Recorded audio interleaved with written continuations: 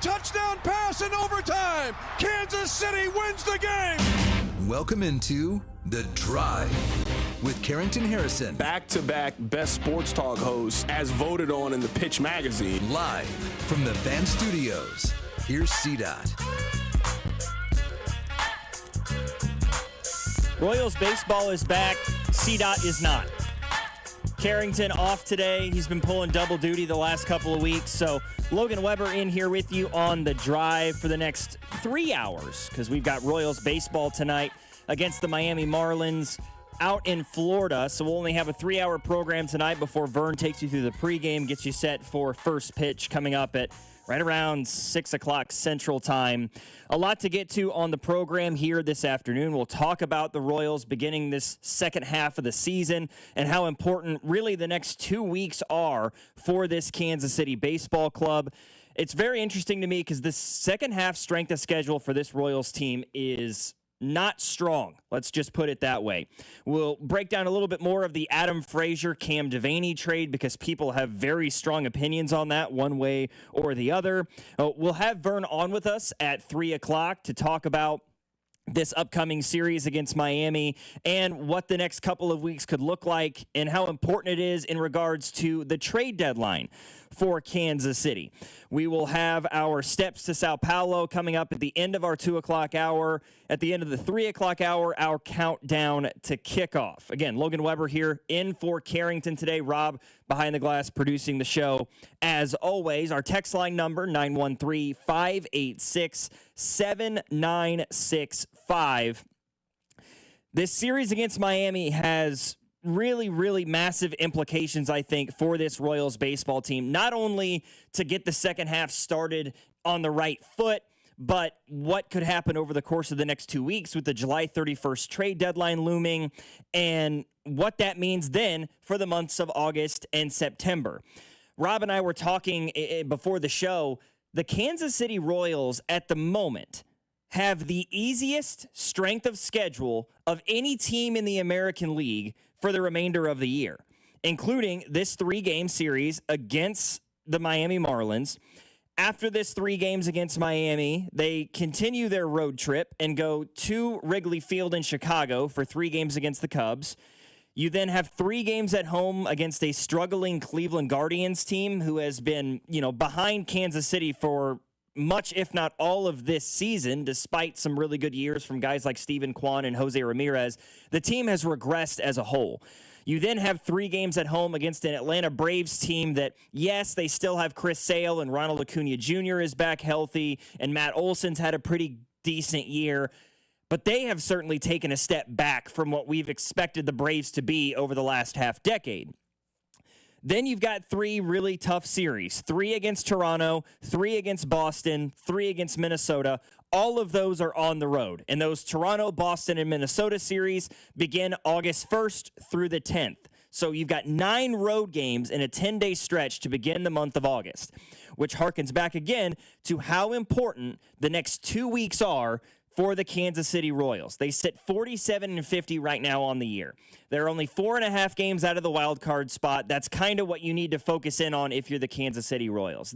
Going for the AL Central crown at this point is not going to happen. Not with how well the Detroit Tigers have played, not with the anticipation of them being big-time buyers at the deadline to try to improve their bullpen and really make a push towards not only winning the division, but becoming a true contender in the American League after having the best record in baseball through the first half of the season. So it starts out tonight. It's going to be Sandy Alcantara on the bump for Miami against Seth Lugo. Cal Quantrill for Miami tomorrow afternoon against Michael Wacha. And then Chris Bubich will go on Sunday, fresh off of his first All-Star game appearance against Jansen Junk, who has had limited starts so far this year. Again, these are all probable starters for the series. They're not confirmed by any means. But Junk has kind of done a little bit of everything for Miami this year. He's gone 50 1/3. He's started 5 games. He's pitched in 5 others in relief, including a save. He's kind of been an everywhere sort of guy for this Miami Marlins team. This is a must-win series for the Kansas City Royals. I'm not saying must win as in they have to sweep all 3 games, but winning 2 out of 3. Because you win 2 out of 3, and you're looking at a 49-51 record, and you're only 2 games below 500, versus losing this series, and all of a sudden you're 4 games below 500, or potentially, 5 or 6 games below 500 if this thing goes really poorly. This series sets you up for the upcoming series the rest of the month of July. With those 3 games on the road against the Chicago Cubs, with that phenomenal outfield that they have of Seiya Suzuki, Kyle Tucker, and Pete Crow Armstrong, it's going to be really hard, I think, to win 2 out of 3 in Chicago against this Cubs team. So if you take 2 out of 3 against Miami and you lose 2 out of 3 against Chicago, you're sort of at a wash to begin the second half of the season. You're still hovering around 3 games below 500 before 6 games, 3 against Cleveland, 3 against Atlanta. The next 2 weeks is going to determine what the Royals do on July 31st. I don't think that that's a new statement to be throwing out there. This Royals team has opportunities to be buyers and sellers in equal measure. Right now, they've got plenty of guys that you could anticipate being dealt away to other teams if the Royals struggle over the next 12 games before we hit August 1st and that July 31st deadline, right? Seth Lugo, Carlos Estevez, and others on this team. But if you have an 8-4 beginning of the second half here, or you go 7-5 and you're a game below 500 or maybe even above 500, when you reach that July 31st deadline, then things get very, very interesting for the Royals. So I really am quite intrigued by where this Royals team can go.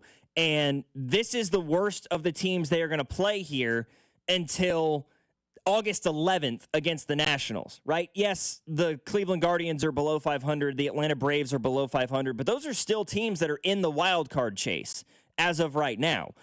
So, and then you look at Chicago and Toronto and Boston and Minnesota. Again, all teams vying for postseason berths.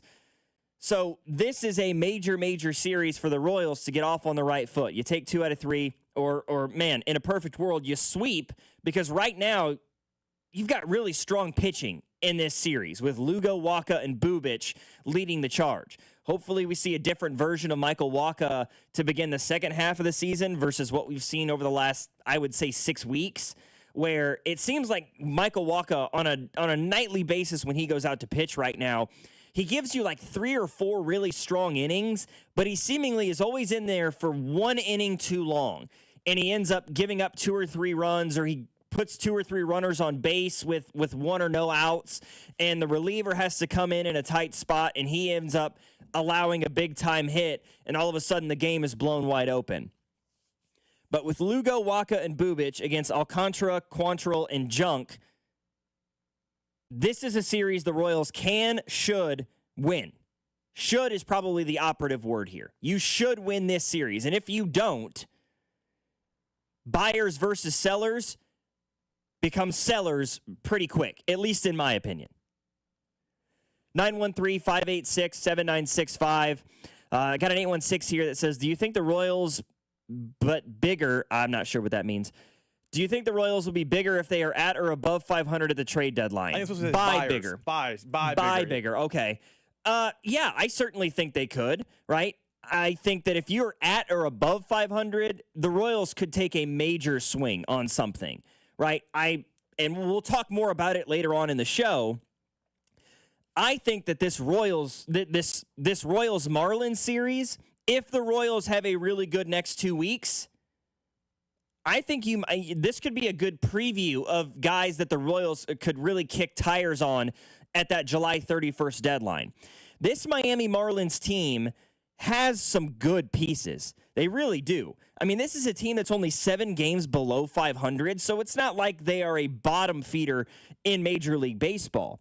And they've got a duo of outfielders that I think could provide some really, really good at-bats for this Royals baseball team. I'll give you the second one, the one that I'm less intrigued by, and that's Jesus Sanchez, who, he's hitting around 260.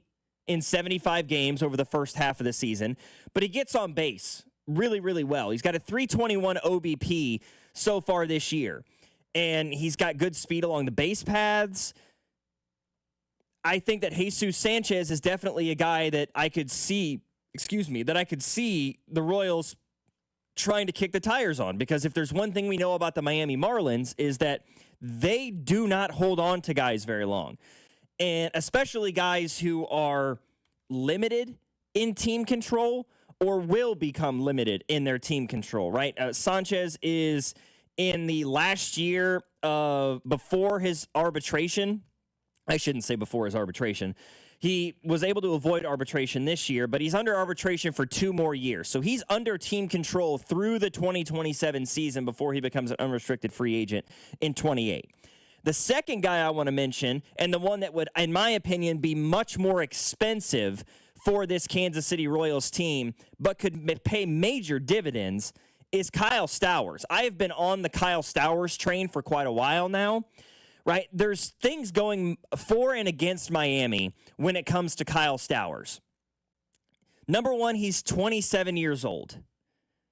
Number two, he is in the midst of the best season of his career by a wide margin. I mean, coming into this year, he had a career batting average of like 220. I mean, he hit 253 in his rookie season in Baltimore in only 98 at-bats. He only had 33 at-bats in 23, and he hit a robust .067. He hit 208 between Baltimore and Miami last year, and now this year he's hitting 293, 19 home runs, 54 RBIs in 91 games. So he has been incredibly consistent in his ability to be out in the field day after day after day. And that's not just because he's been DHing all the time. He's only DH'd 3 games for this Miami Marlins team this year. He's played 86 games in the outfield. So he has been out in either left, right field, or center field on occasion. So he plays every day. He's in the midst of the best year of his career, but he's 27 years old. What makes him a more expensive option than Jesus Sanchez, he's under team control through 2029. He still has another year of pre-arbitration in 2026 before his 3 arbitration years in 27, 28, and 29. The other side of that is that by the time he's out of arbitration and becomes an unrestricted free agent, he'll be 32 years old. That is advanced for a guy getting out of arbitration for the first time. So could Miami be willing to move on from a guy like that, despite the fact that he's got 4 years of team control left, having a remarkable year? His trade value probably will never be higher than it is right now if you're the Miami Marlins. And if there's one thing we know about the Marlins, they don't hold on to guys. It's just not something that they do. We've got The Drive here on 96.5 The Fan. C-Dot off today. Logan Weber filling in. Rob Brenton producing the show as always. Much more coming up.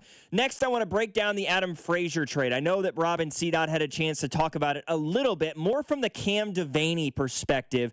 But I want to talk a little bit about what Adam Frazier could bring back to this Kansas City Royals team as a guy who was on this team not 6 months ago and is now back in Kansas City. You're listening to 96.5 The Fan, your home for Kansas City sports.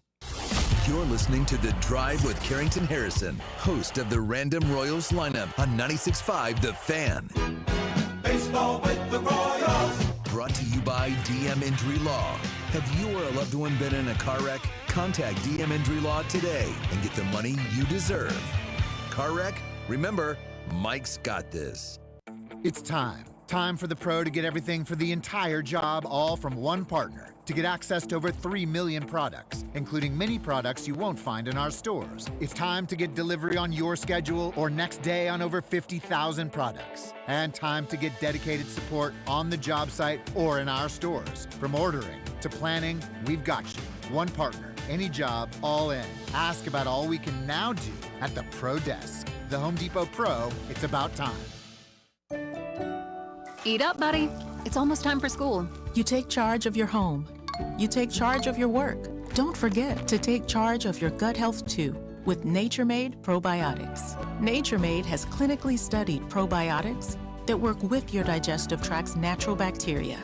so you won't miss a beat in your daily routine. Find us in the vitamin aisle. These statements have not been evaluated by the Food and Drug Administration. These products are not intended to diagnose, treat, cure, or prevent any disease. Diabetes, high blood pressure, anxiety meds, everyone's on them. If you're a 40-year-old male, maybe a bit porky, and you may even have type 2 diabetes, $1 million of term life insurance may only cost you about $100 a month. Call Term Provider. Speak with Big Lou at 800-770-0850. Big Lou will find a term life policy for you even if you have type 2 diabetes, are overweight, or have high blood pressure. Term Provider has helped thousands of people like you who think they can't afford term life insurance to buy $1 million of affordable term life for you. All you need to do is call Big Lou at 800-770-0850. Lou will make sure the scales are tipped in your favor. Call 800-770-0850. Big Lou will answer your call and work to fit you into a term life policy that you can afford. Remember, Big Lou's like you. He's on meds too. For affordable term life insurance, call 800-770-0850. 800-770-0850. Ahoy, mateys! Set your course for Harris, Kansas City on Saturday, July 26th, where over $100,000 in prizes are waiting at our treasure chest drawing. One lucky winner will take home $50,000 in cold, hard cash. And every 15 minutes, you could snatch up to $2,500 in free play. Plus, earn 5-time extra entries every Saturday night through July 26th to boost your odds of striking gold.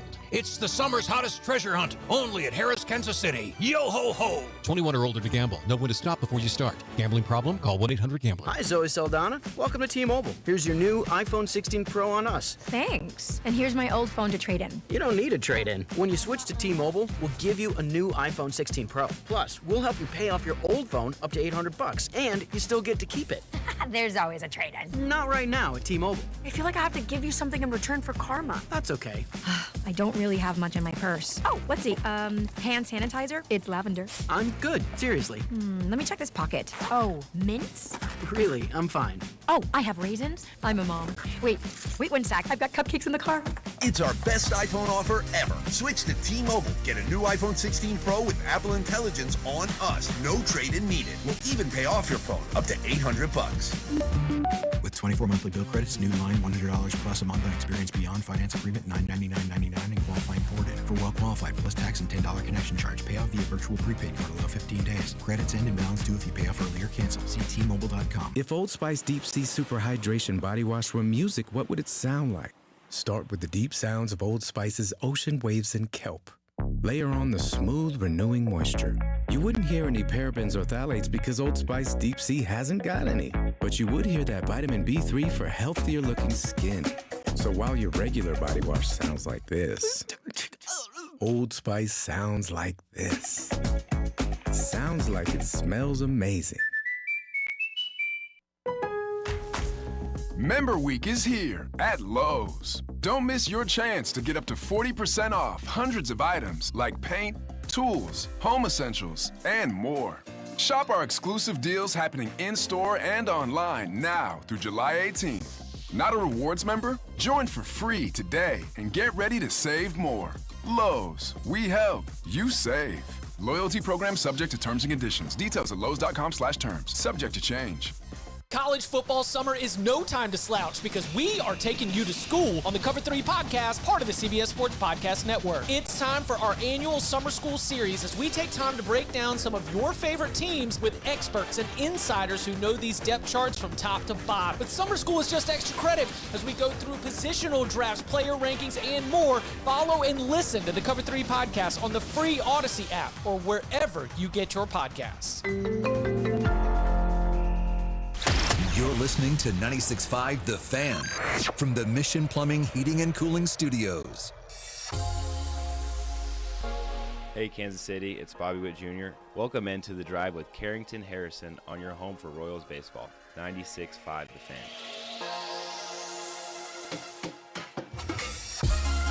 Kansas City Royals back in action beginning the second half of the season tonight at Lone Depot Park in Miami. And the Royals' latest addition, not in the lineup tonight, Rob. Adam Frazier is not listed among the 9 guys in the starting lineup. It's going to be your typical 1 through 6 or 1 through 5 so far. It's India, Witt, Pasquantino, Garcia, and Perez. It'll be Jack Caglione hitting 6th. Nick Lofton is going to DH tonight. John Rave is in left field, and Kyle Isbell in center field with Seth Lugo on the bump. I mention that because, of course, earlier this week, one of the only news stories that really hit the wire on Wednesday was the Kansas City Royals in a trade with the Pittsburgh Pirates, bringing Adam Frazier back to Kansas City. A move that, when it first dropped, I was a little bit like, what? As I'm sure many were, and probably some still are, surprised by the fact that the Kansas City Royals are trading for a guy that they had on the roster 6 months ago, right? He was in Kansas City last year and had the worst year statistically of his entire career, and it wasn't even close. Before last season, the worst year he had ever had was when he hit .230 during the COVID-shortened 2020 season. Last year in Kansas City, he hit .202 with a .282 on base percentage. Mind you, his career batting average in the first 4 years of his career was higher than his OBP was last year with the Royals. He had a total of 53 hits in 104 games to 59 strikeouts. But he gets traded back to Kansas City in exchange for Cam Devaney. And a lot of people upset about Cam Devaney. And I thought that you and Carrington put it really well earlier this week, where there's always this thought process with fans, with baseball fans, especially Major League Baseball fans, of a minor league prospect who you've literally never seen take an at-bat or get in the field, and you think he's going to be this great player in Major League Baseball. And I think that there's some of that, of like rose-colored glasses when it comes to Cam Devaney. And we're forgetting about the fact that he was 28 years old and never, still, despite the fact that he got called up 2 weeks ago and has now been traded to the Pirates, has still not taken an at-bat, has not gotten into the batter's box of a Major League Baseball game yet. Adam Frazier is at least somewhat of a proven commodity, right? Yes, he had a bad year in Kansas City last year, but he's really bounced back in a big way for the Pittsburgh Pirates this year. He's hitting .255. His on-base percentage is nearly .320. The strikeout numbers are still, not great. He had 45 strikeouts this year and 235 at-bats, but compared to the 59 strikeouts he had last year and less than 30 more at-bats, he's got more hits. He's never going to be a power bat. He never has been a power bat. And he can play a little bit of everywhere, right? I feel like he takes some more of the role of like what Nick Lofton and Michael Massey have at least what Lofton's done this year, replacing Massey. The thing that really I'm intrigued by when it comes to Adam Frazier, the guy hits with runners on. He's hitting .310 this season with runners on base. And that's not really a limited sample size either. He's had 87 at-bats with a runner on base, and he's hitting .310 with 19 RBIs this year. With runners in scoring position, he's hitting close to .290 in 45 at-bats. He's scored 17 runs himself with runners in scoring position. His on-base percentage with runners on or runners in scoring position is over .350. So he's driving in runs, he's hitting with runners on base and runners in scoring position, and he's also getting himself on base to set up other guys with opportunities to drive in runs. I like that. I really do. I think that Adam Frazier fits this Royals baseball team better this year than he did a season ago. Now, maybe I'm looking at it glass half full. I'm not heartbroken about the Royals trading Cam Devaney, who is an unproven major leaguer at 28 years old, who had one really good month of AAA baseball this year, and everybody's been freaking out about it. Trading away a guy like that for at least a somewhat proven commodity in Adam Frazier. So here's my thing with this move. First and foremost, I don't think it's a good move. I just don't think it's a bad move, if that makes sense. Yeah, I mean, what more could you have gotten out of Cam Devaney than an Adam Frazier? You weren't going to get a guy hitting .270, .280 or better, a borderline all-star for Cam Devaney. It wasn't going to happen. That's first and foremost. Secondarily, I think some of the fan frustration and sentiment about this trade stems from the fact that I think Royals fans are waiting for a big splash. They're waiting for like someone to wave the green flag, for a NASCAR analogy, and say, we are buyers or we are sellers. And in reality, the Royals, the best moves they make under JJ Picollo when they are transactional are the moves in the margins. It's not the one that leads SportsCenter. It's not the one that we hit the breaking news sounder for. It's not the move that you go, oh my goodness, can you do that? Not that those moves aren't valuable or important or things they need to do.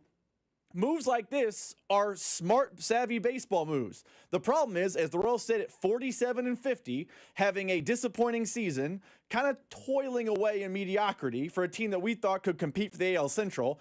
It's not even August, and that dream is dead. We haven't even started training camp, and that dream is dead. I think fans want them to be like, look what we did. We went all in, and we got Duran from the Red Sox. Or they want the Royals to be like, see, we know we messed up. We're going to reset and be ready for 2026 and sell Seth Lugo.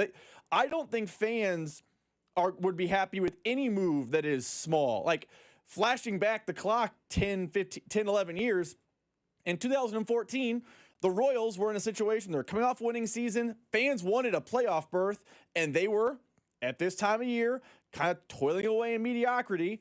And the moves the Royals made in 2014 were not ones that excited the fan base. They added, I believe, Jason Frazier, which, if you don't remember Jason Frazier, of course you don't. He's very forgettable. He's a random bullpen arm.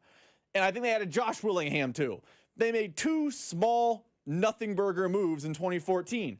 And fans were frustrated. Why weren't they either all in or all out? I feel like, despite the fact they are record-wise a little worse right now than 2014, it's the fair comparison. It's going to be an Adam Frazier type move. It's going to be from last year a Paul DeYoung type of move. I don't think you're going to see the Royals sell off Carter Jensen and bring back Duran, or sell off Carter Jensen and all of a sudden, oh my goodness, can you believe it? They got Nolan Arenado.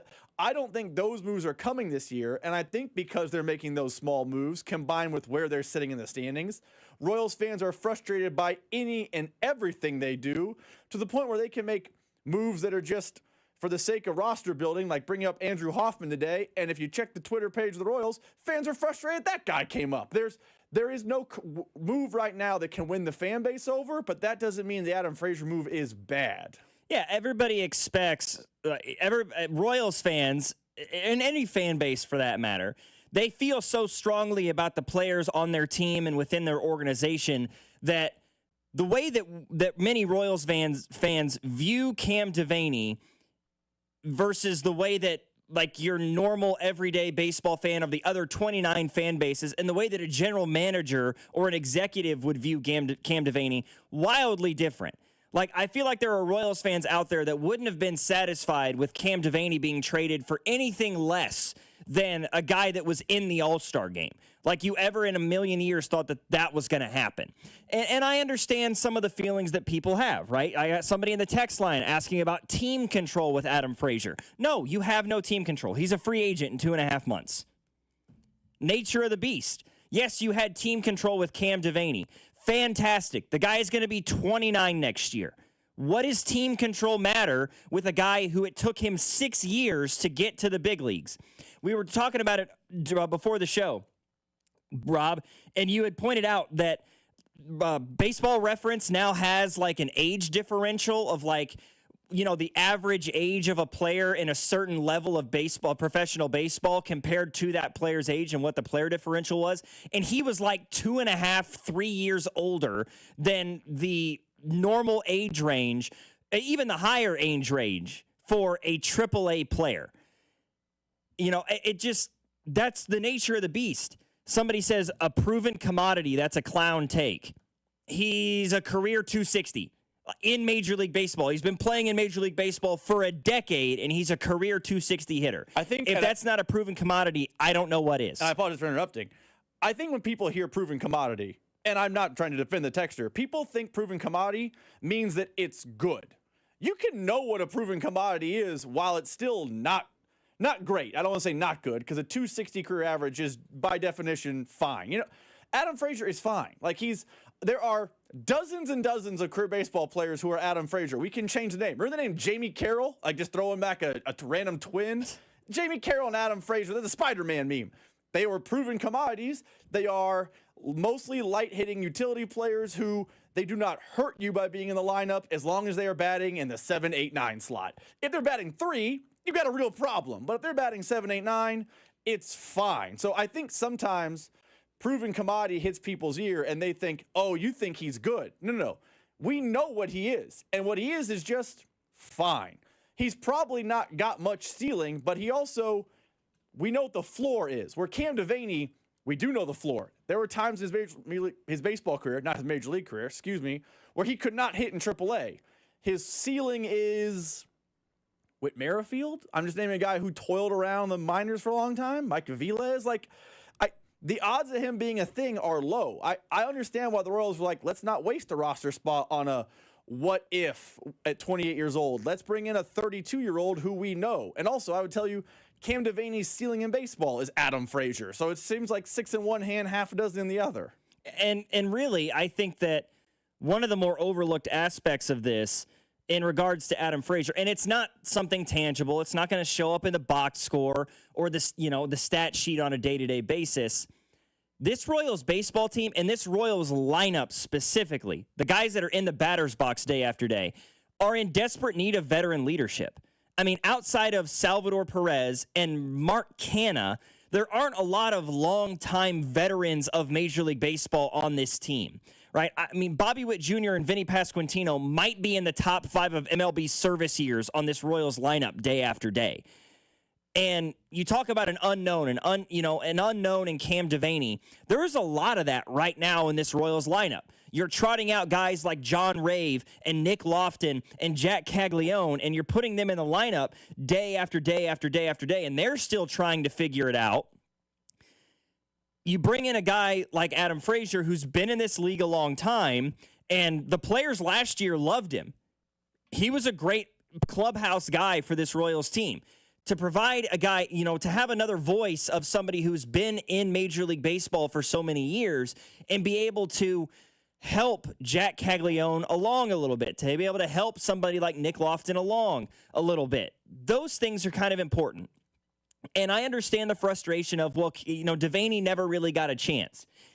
He had 6 years. 6 years of an opportunity. He got cut by the Milwaukee Brewers. And the Royals bring him on. I mean, it took him until he was 28 years old to even get called up to the big show. So I feel like calling him, saying he never got a chance. No, he never got an at-bat once he did get called up. I understand that frustration. But to say he never got a chance, I feel like is a little bit narrow-minded, also, I would say. Is it possible? And time will tell. We do not know the answer to this question. And I will be full transparency. There was a time this Royals season where I was a Cam Devaney truther. I felt like he should be playing over Michael Massey. He should be playing over Jonathan India. Jonathan India started hitting, and now there's no spot for Cam Devaney. So I'm acknowledging that I was part of this problem 2 months ago. Is it possible the reason that he, and I'm quoting here, never got a shot is because he's not that good? It is very possible the Royals felt like, and other Major League Baseball teams felt like, he's just not that guy. If he was this untapped potential that everyone in baseball thought the sky's the limit, then I think there would be a market for him other than just toiling around in AAA his whole life. It's possible he's a quadruple A player. It's possible he's Kia Kaihue. He could be Ryan Shealy. The Royals have had a history of quadruple A players on their roster. It's possible he's that guy. But like I said, maybe he's Mike Aviles. We don't know because he hasn't been getting that shot. But it's possible the Royals didn't give him that shot because he's just not that good. And it's worth noting, the Pirates, who stink, by the way, the minute they brought him into their roster, they didn't put him on the 25-man and say, you can have Adam Frazier's spot. They immediately optioned him to AAA, wherever their AAA is. I believe Indianapolis, maybe. Doesn't matter. They immediately sent him back to AAA. So the Pirates, who the average fan in baseball couldn't name more than 4 players on the Pirates, said, this guy's not good enough for our Major League roster. So it's possible the Royals added a whatever light-hitting vibes guy and gave up a guy who has no Major League future. I think people who are saying we don't know are only viewing it through the glass half full lens of the we don't know means he turns into some sort of star. We don't know means he could also stink, and the Royals ejected at the exact correct time. All right, I want to change gears here a little bit. I want to go a little bit more lighthearted, or maybe for our sake, humorous for us, but not for the people that it involves. If you're not chronically online like the rest of us, you probably have no idea what I'm referencing when I talk about the Coldplay concert. Rob, this thing has absolutely taken over social media. If you're not aware, there was a Coldplay concert. Was it yesterday, 2 days ago? And it surfaced on social media yesterday. I don't know where this concert was, but they have at all these concerts and bigger bands and groups like Coldplay, right? They have the stadium cam, the kiss cam sort of thing that you'll see at a Major League Baseball game or an NFL game, things like that. And so the camera is panning to different people in the crowd, and they pan up to this very nice, bougie little, box area. And there are these two people, appear to be middle-aged, in a very, very romantic embrace. These two people immediately panic. The woman who is standing in front of the man immediately covers her face in 180s rather quickly. The guy in the shot just cowers down below frame. It seemed like when your dad, when you're a little kid, does the thing where he walks behind the couch and makes it look like he's walking downstairs. That's sort of what this looked like. He took an elevator down. Turns out this man is a billionaire CEO of some major conglomerate, and the woman was the head of HR at this company. They're married, not to each other. So at a Coldplay concert, this billionaire CEO had his affair and dirty laundry aired out to the world. To the world. And it's now all over social media, and memes are... They did it on SportsCenter yesterday, Rob. The hosts of SportsCenter opened the show with the meme yesterday.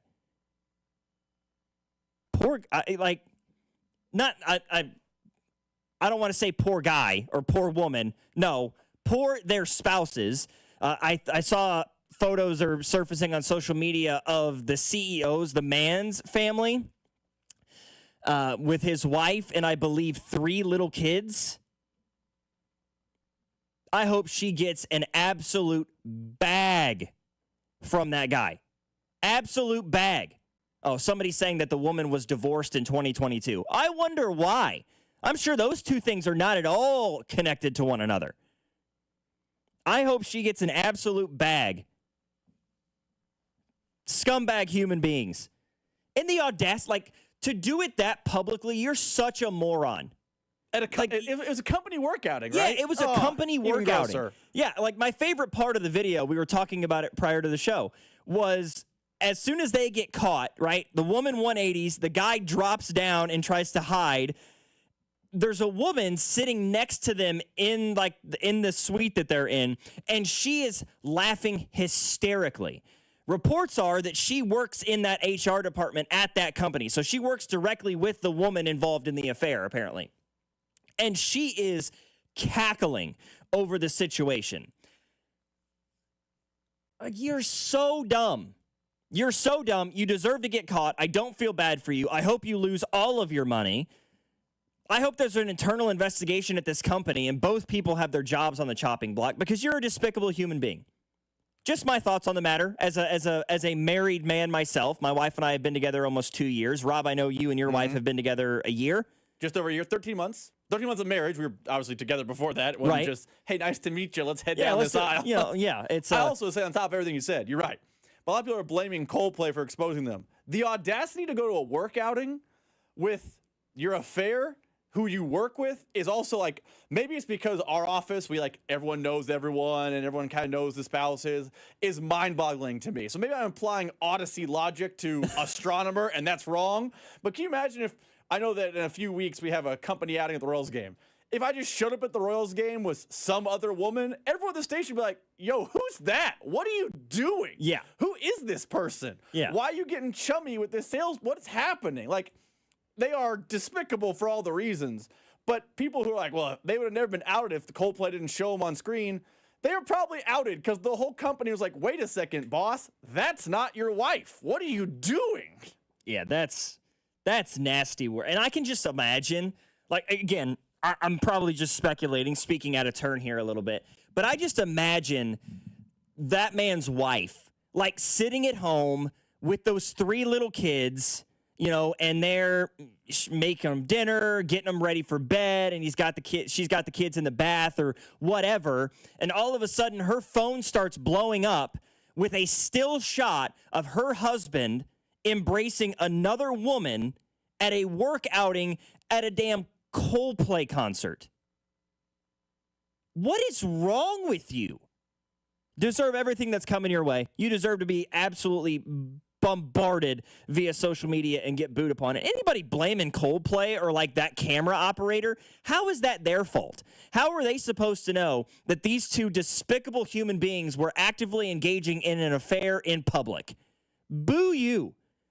Bad people of the week. Right there. Somebody said the only thing better is if their company had a non-dating policy. Lawsuits incoming as well. Oh, man, that man's wife is gonna earn a bag in that divorce settlement, or at least I hope so. Gross. It's gross, dude. Yeah, and like,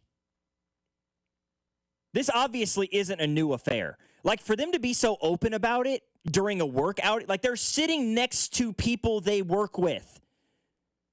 And for that CEO, she's the head of HR, but he's the CEO. That's a subordinate in that situation. I'm going to use a childish word here. That's icky. That's the best phrase I've got for what's happening here. The Drive here on 96.5 The Fan. C-Dot off today. Logan Weber filling in. Rob Britton producing the show as always. Coming up next, we've got our Steps to Sao Paulo. We've got a media member, national media member, who is once again riding with a member of the AFC West to win the division, and it's not the Kansas City Chiefs. We'll talk about that next here on 96.5 The Fan. The Drive with Carrington Harrison on your home for Kansas City sports. 96.5 The Fan. Brought to you by DM Injury Law. Have you or a loved one been in a car wreck? Contact DM Injury Law today and get the money you deserve. Car wreck? Remember, Mike's got this. Good morning, Doctor. Doctor? Hi, Doctor. Doctor? Dr. Jackson's practice is growing. What do you mean we're still short-staffed? He needs a good patient doctor. How do we not have enough doctors to doctor all these patients? And he doesn't have the patience to sift through hundreds of resumes. I need Indeed. Indeed you do. When you sponsor a job on Indeed, it's easier for talented candidates to find it, which makes it easier for you to hire them. Visit Indeed.com/credit and get $75 towards your first sponsored job. Terms and conditions apply. There's nothing like when you get that part from eBay and it just fits. Yeah, the first time.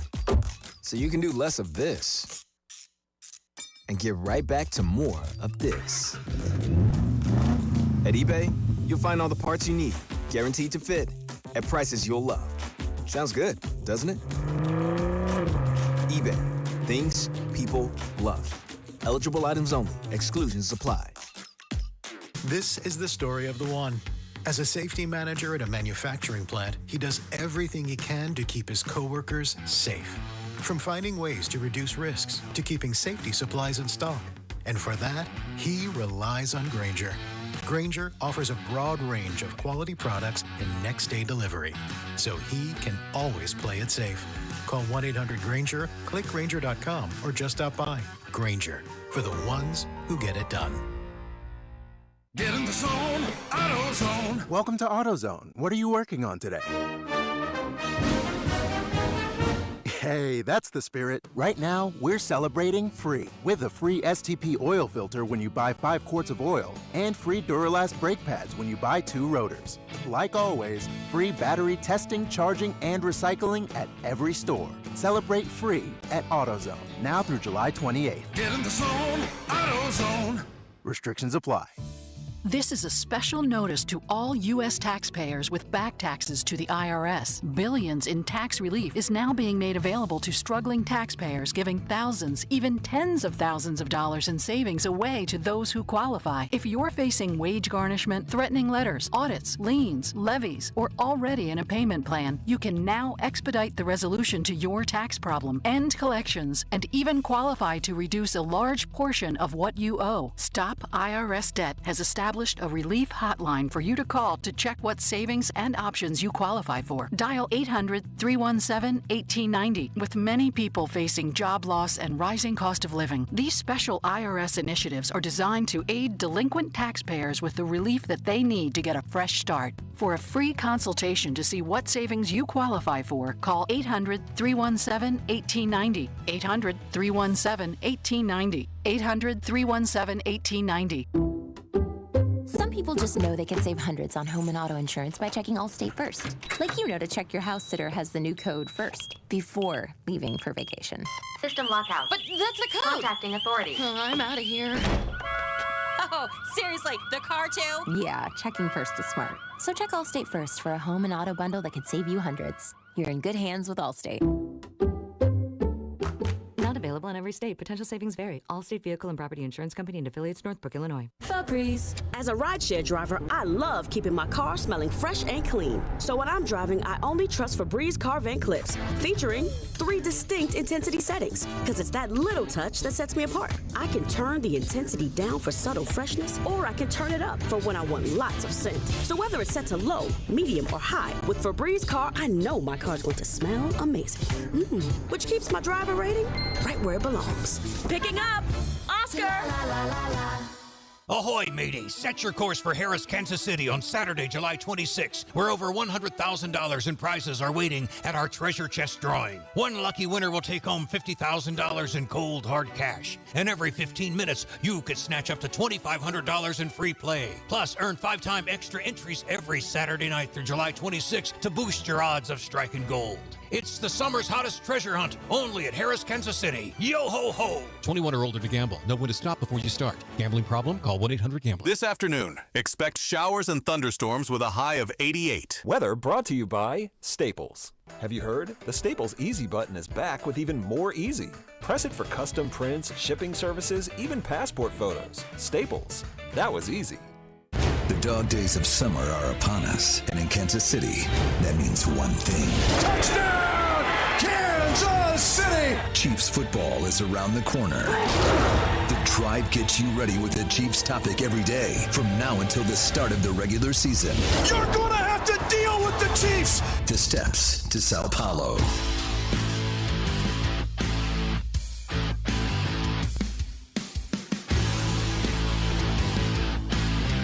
There's always going to be people out there every single year, right, who just want to be different. It's the day and age we live in the sports media cycle, or really just the media cycle in general, where they have to say something that's going to grab your attention, right? And the guy that has absolutely lived that phrase to the nth degree is Jason McIntyre. He is Colin Cowherd's co-host on The Herd. And earlier today, he said that the Kansas City Chiefs will not win the AFC West. He believes, like somebody does every offseason, that it's going to be the Los Angeles Chargers. And finally, AFC West, Chiefs fans, go ahead and fire your mud at me online. I'm used to it. I'm going with the Chargers. Going with Jim Harbaugh to deliver in year 2. Obviously, Herbert has better weapons. Hopefully, Najee Harris's superficial eye injury suffered on July 4th. Hopefully, he's okay. I think the offense is much better. Defense is going to be great. It's a tough division, but I'm going with Chargers in the AFC West.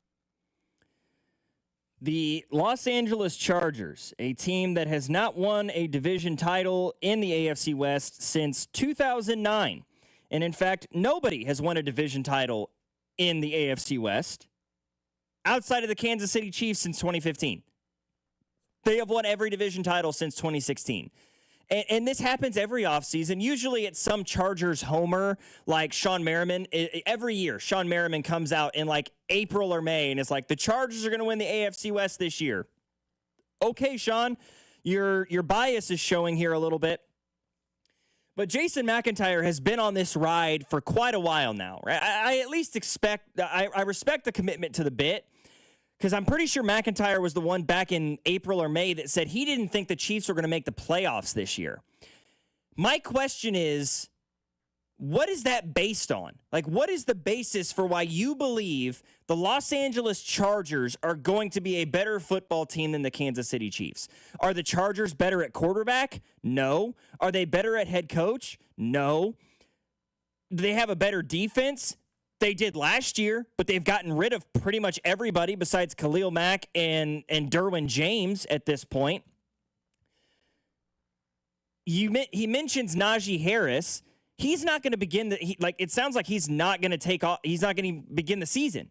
Sounds like he's going to be on like the physically unable to perform list after that 4th of July accident that caused some kind of an eye injury. You signed back Mike Williams just for him to get hurt in the first week of training camp and retire on the spot. You finally signed Trey Harris to a deal. Congratulations.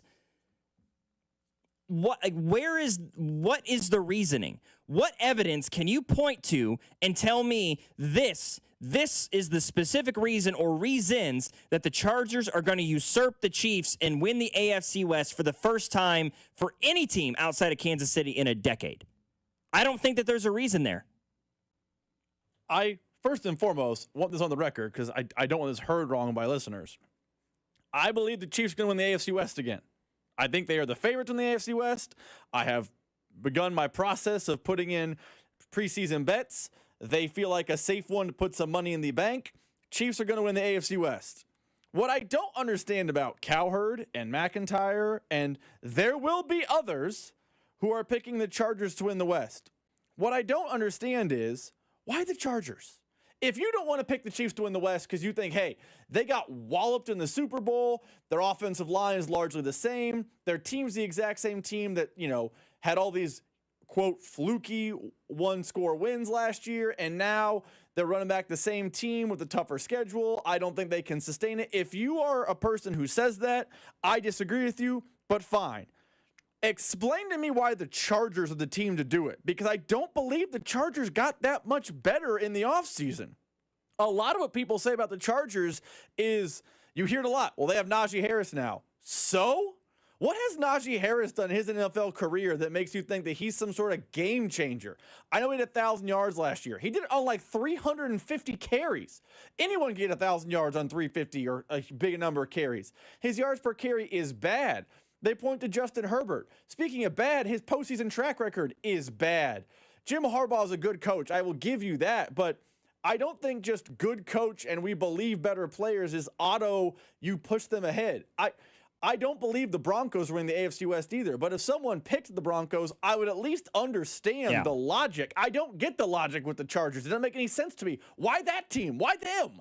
Yeah, I agree with you. And that's the thing I'm looking at is like, okay, if you want to pick against the Kansas City Chiefs, I think you're wrong. But if you're going to, I would go with the Denver Broncos. Bo Nix was incredible last year, right? I am among many people wearing egg on their face because I audibly laughed out loud when the Denver Broncos took Bo Nix in round 1 last year. I thought there's no way they just took a third-round quarterback talent in the first round. He proved me wrong. If not for Jaden Daniels having arguably the best rookie season by a quarterback ever, he was a shoo-in for Offensive Rookie of the Year. Well, maybe Brock Bowers. Anyway, the Broncos have a better defense. The Chargers on paper are going to have a pretty good running game. If Najee Harris is healthy enough, the eye injury is not a big deal. Plus, they drafted a guy I was in love with throughout the draft process in Amarion Hampton. There's something interesting you said there, Rob, that I honestly I'll have to disagree with. You said that, okay, people are going to be like, this is the same Chiefs team as last year. On paper, yes, but it's not the same Chiefs team, right? Hollywood Brown was on the team last year, but he played in 2 regular season games. So it's not the same because you'll actually, hopefully, have a healthy Hollywood Brown for an entire season, right? Rashee Rice, who is probably going to serve a 4 to 6 game suspension. We may talk a little bit more about that later on in the show. He's going to serve that 4 to 6 games, but he's still going to be available for this Chiefs team for 10, 11, 12 plus games this season. You lost Isaiah Pacheco early in the year. Hopefully he's healthy for the entirety of the season. You'll have Kareem Hunt for the entirety of the season. And hopefully you won't have as much movement along your offensive line as you had a year ago. You're not going to have to watch Joe Thuney play left tackle for the back half of the season, mostly because he's not on the team anymore. But now you've got multiple options at left tackle that I believe are better options than you had at left tackle last season. So, yes, a lot of the names for this Chiefs team are the same as what they had a year ago, but a lot of those guys were hurt and they had difficulty. They weren't on the field. So a lot of these names that have been mentioned as, oh, this is the same Chiefs team are going to be healthy for this team this year. At least you would hope so. The other thing, and this is the last point I'll make before we hit the top of the hour here, I understand that people are like, oh, well, the Chiefs got exposed in the Super Bowl last year by the Philadelphia Eagles. That's one football team. That's one team in the last 3 years that has exposed this Kansas City Chiefs football team in any respect. That's the best Chiefs. That's the best opponent that the Chiefs have ever faced in a game, was that Philadelphia Eagles team. Why are we going to sit here and act like the Los Angeles Chargers or the Denver Broncos are on the same level, on the same planet as the Philadelphia Eagles? Because they are not. Yes, one team absolutely bulldozed the Kansas City Chiefs.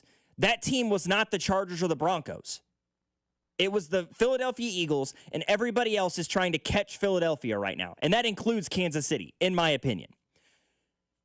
The Drive here on 96.5 The Fan. Logan Weber filling in for Carrington here this afternoon. Rob Britton producing the show as always. Coming up in hour number 2, we're going to be joined by Josh Vernier. He is the Royals insider. He'll be talking with us about the second half of the season, the series coming up against Miami, as well as what the next 2 weeks could mean for the last 2 months of the Royals season. This is 96.5 The Fan, your home for Kansas City sports. Hey, it's Cole Reagans from the Kansas City Royals. You're listening to The Drive with CDOT on 96.5 The Fan. Brought to you by DM Injury Law. Have you or a loved one been in a car wreck? Contact DM Injury Law today and get the money you deserve. Car wreck? Remember, Mike's got this. We all hear the radio ads about the IRS. They tell you to be afraid, to be scared, and they try to frighten you into calling. I'm not here to do that. Tax Relief Advocates is different. TRA is here to tell you that if you owe money to the IRS, whether it's $5,000, $50,000, or $500,000, we have a solution. It doesn't matter if you're sitting in your car, at work, or with your kids. No matter where you are, call now. 800-575-6812. Don't lose hope. TRA can eliminate or reduce what you owe to the IRS. Generous programs are now available that can give you a fresh start. Our passion is taxes and helping individuals fix their IRS problems. We have over 1,000 5-star reviews on Google and an A+ with the Better Business Bureau. You don't need to be afraid of the IRS any longer. End your tax nightmare today by visiting us online at TRA.com or call 800-575-6812. That's 800-575-6812. Tax Relief Advocates. Real solutions for real people. Baseball fans, BetMGM is giving you the chance to win a prize every day during the baseball season. Step into the batter's box for BetMGM's Swing for the Fences free-to-play game. Log in every day for your chance to win. All you need to do is pick an area of the strike zone and take your best swing. If you get a single, double, triple, or home run, you'll receive a prize. Smash a home run to collect a bonus bet on us. Just log into your BetMGM sports account to get started. Then, visit your promotions section to access the Swing for the Fences free-to-play game. You'll score a prize if you hit a single, double, triple, or home run. There's nothing more exciting than going yard. So swing for the fences with BetMGM. BetMGM and GameSense remind you to play responsibly. See BetMGM.com for terms. 21 plus only. Kansas only. Existing customer offer. Subject to eligibility requirements. Rewards may vary. Bonus bets expire in 7 days. Please gamble responsibly. Gambling problem? Call 1-800-GAMBLER. In partnership with Kansas Crossing Casino and Hotel. Men, the summer is here. Longer days, warmer nights, and romance in the air. Intimate dinners, walks on the beach, dancing in the moonlight. But if you have erectile dysfunction, you know it can ruin romance, both for you and the one you love. This is Jeff for Heartland Men's Health. And if you have ED, don't let another summer go by without getting treated. Because intimacy is one of the greatest things in life, and fear of not being able to perform should not be something you have to deal with. At Heartland Men's Health, we're ED experts. We've successfully treated tens of thousands of men. Our protocols work when others don't, and we have treatments that are effective in well over 90% of cases. You could even last up to an hour or more and perform like you haven't in years. So call us. Your initial appointment is only $99 and includes blood work, a medical consult, and if medically advised, a test dose. And if that test dose doesn't work in the office, your visit is free. Call 844-447-6600. That's 844-447-6600. Or go to heartlandmenshealth.com. Hi, this is Megan, your friend and jeweler from Shane Company. Did you know not all warranties are created equal? At Shane Company, our free lifetime warranty is all-inclusive and even protects the diamond in your engagement ring. We can offer such an incredible warranty because our rings are crafted to last a lifetime. As your friend and jeweler, our gift to you is peace of mind. At Shane Company, we also cover unlimited repairs, resizings, and cleanings for free for life, saving you thousands over time. Because a friend always has your back. Shane Company, your friend and jeweler. Baseball season is in full swing, and that means the summer heat is coming. The guys at Climate Control have been serving KC homeowners for over 35 years and know how to get your cooling system ready to handle our scorching hot summer weather. Stay cool and comfortable this summer. Call Climate Control today at 816-265-2830 and schedule your AC system tune-up for just $59. Don't wait. Visit ClimateControlKC.com today. Climate Control Heating, Cooling, and Plumbing. If Old Spice Deep Sea Super Hydration Body Wash were music, what would it sound like? Start with the deep sounds of Old Spice's ocean waves and kelp. Layer on the smooth, renewing moisture. You wouldn't hear any parabens or phthalates because Old Spice Deep Sea hasn't got any. But you would hear that vitamin B3 for healthier looking skin. So while your regular body wash sounds like this, Old Spice sounds like this. Sounds like it smells amazing. Member Week is here at Lowe's. Don't miss your chance to get up to 40% off hundreds of items like paint, tools, home essentials, and more.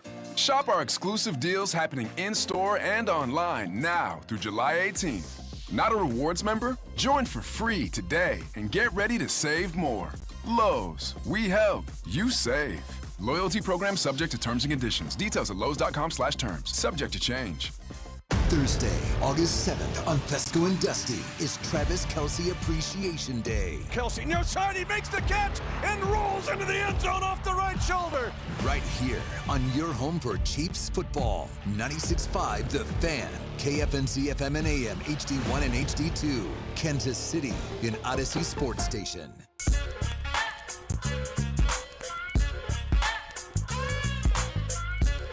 The Drive here on 96.5 The Fan, your home for Kansas City sports. No Carrington today. He is off. Logan Weber filling in here this afternoon. Rob Britton behind the glass producing the show, doing a great job as always, as the Royals get set for the second half of this 2025 Major League Baseball season. Taking on the Miami Marlins tonight in Miami. And on the line with us to talk about it right now is Josh Vernier. Vern, the Royals insider here for 96.5 The Fan. And Vern, you know, I'm curious, firstly, how'd you spend your All-Star break away from the pre- and post-game show, and maybe more importantly, away from the callers and the texters during the post-game show? Yeah, certainly. I go to my little hometown up in Michigan, visit nieces and nephews, mom and dad still with us. So get to go see everybody, normally twice a year. Go up there for the holiday, and then this year able to make it back for the All-Star break. So try to cram a lot in, right? I got a karate practice, a baseball tryout, fixed an air conditioner, did some swimming, got a sunburn, and now I'm back ready to go. Man, that's a full week you got there. Fixing an air conditioner. Didn't realize you were such the handyman, Vern. Well, eventually the old man had to come over and fix my attempt at fixing it, but I gave it the old college try. Yeah, you and me both. I got a deep freezer in the garage that's busted right now, and I gave it my best for about an hour and a half and immediately called Dad and said, you got to come help me fix this thing. I have no idea what's going on. Yeah, you could try to follow the YouTube, but eventually you're like, you know what? Let's not try to play hero here. No, let's not break this thing any worse than it's already broken. Exactly. All right, I want to turn our attention here to the second half of the season beginning for this Kansas City Royals team. 3 games on the road against a Miami Marlins team that is very, very beatable. And Rob and I have been talking throughout the show thus far about how important the next 2 weeks is for this Royals team. You're 3 games below 500, and the July 31st trade deadline looms pretty large, and right now it could go either way. This team could be a big-time buyer or a big-time seller, depending on what happens beginning with these 3 games against Miami. Yeah, certainly, although 60% of the season is behind us, and there's just no way to debate the fact that this team now needs some magic, right? They don't control their own fate. They need an injury to happen to one of those ball clubs in front of them. They need a massive regression from fill-in-the-blank team, right? One of the half-dozen squads they would need to leapfrog to find themselves in October.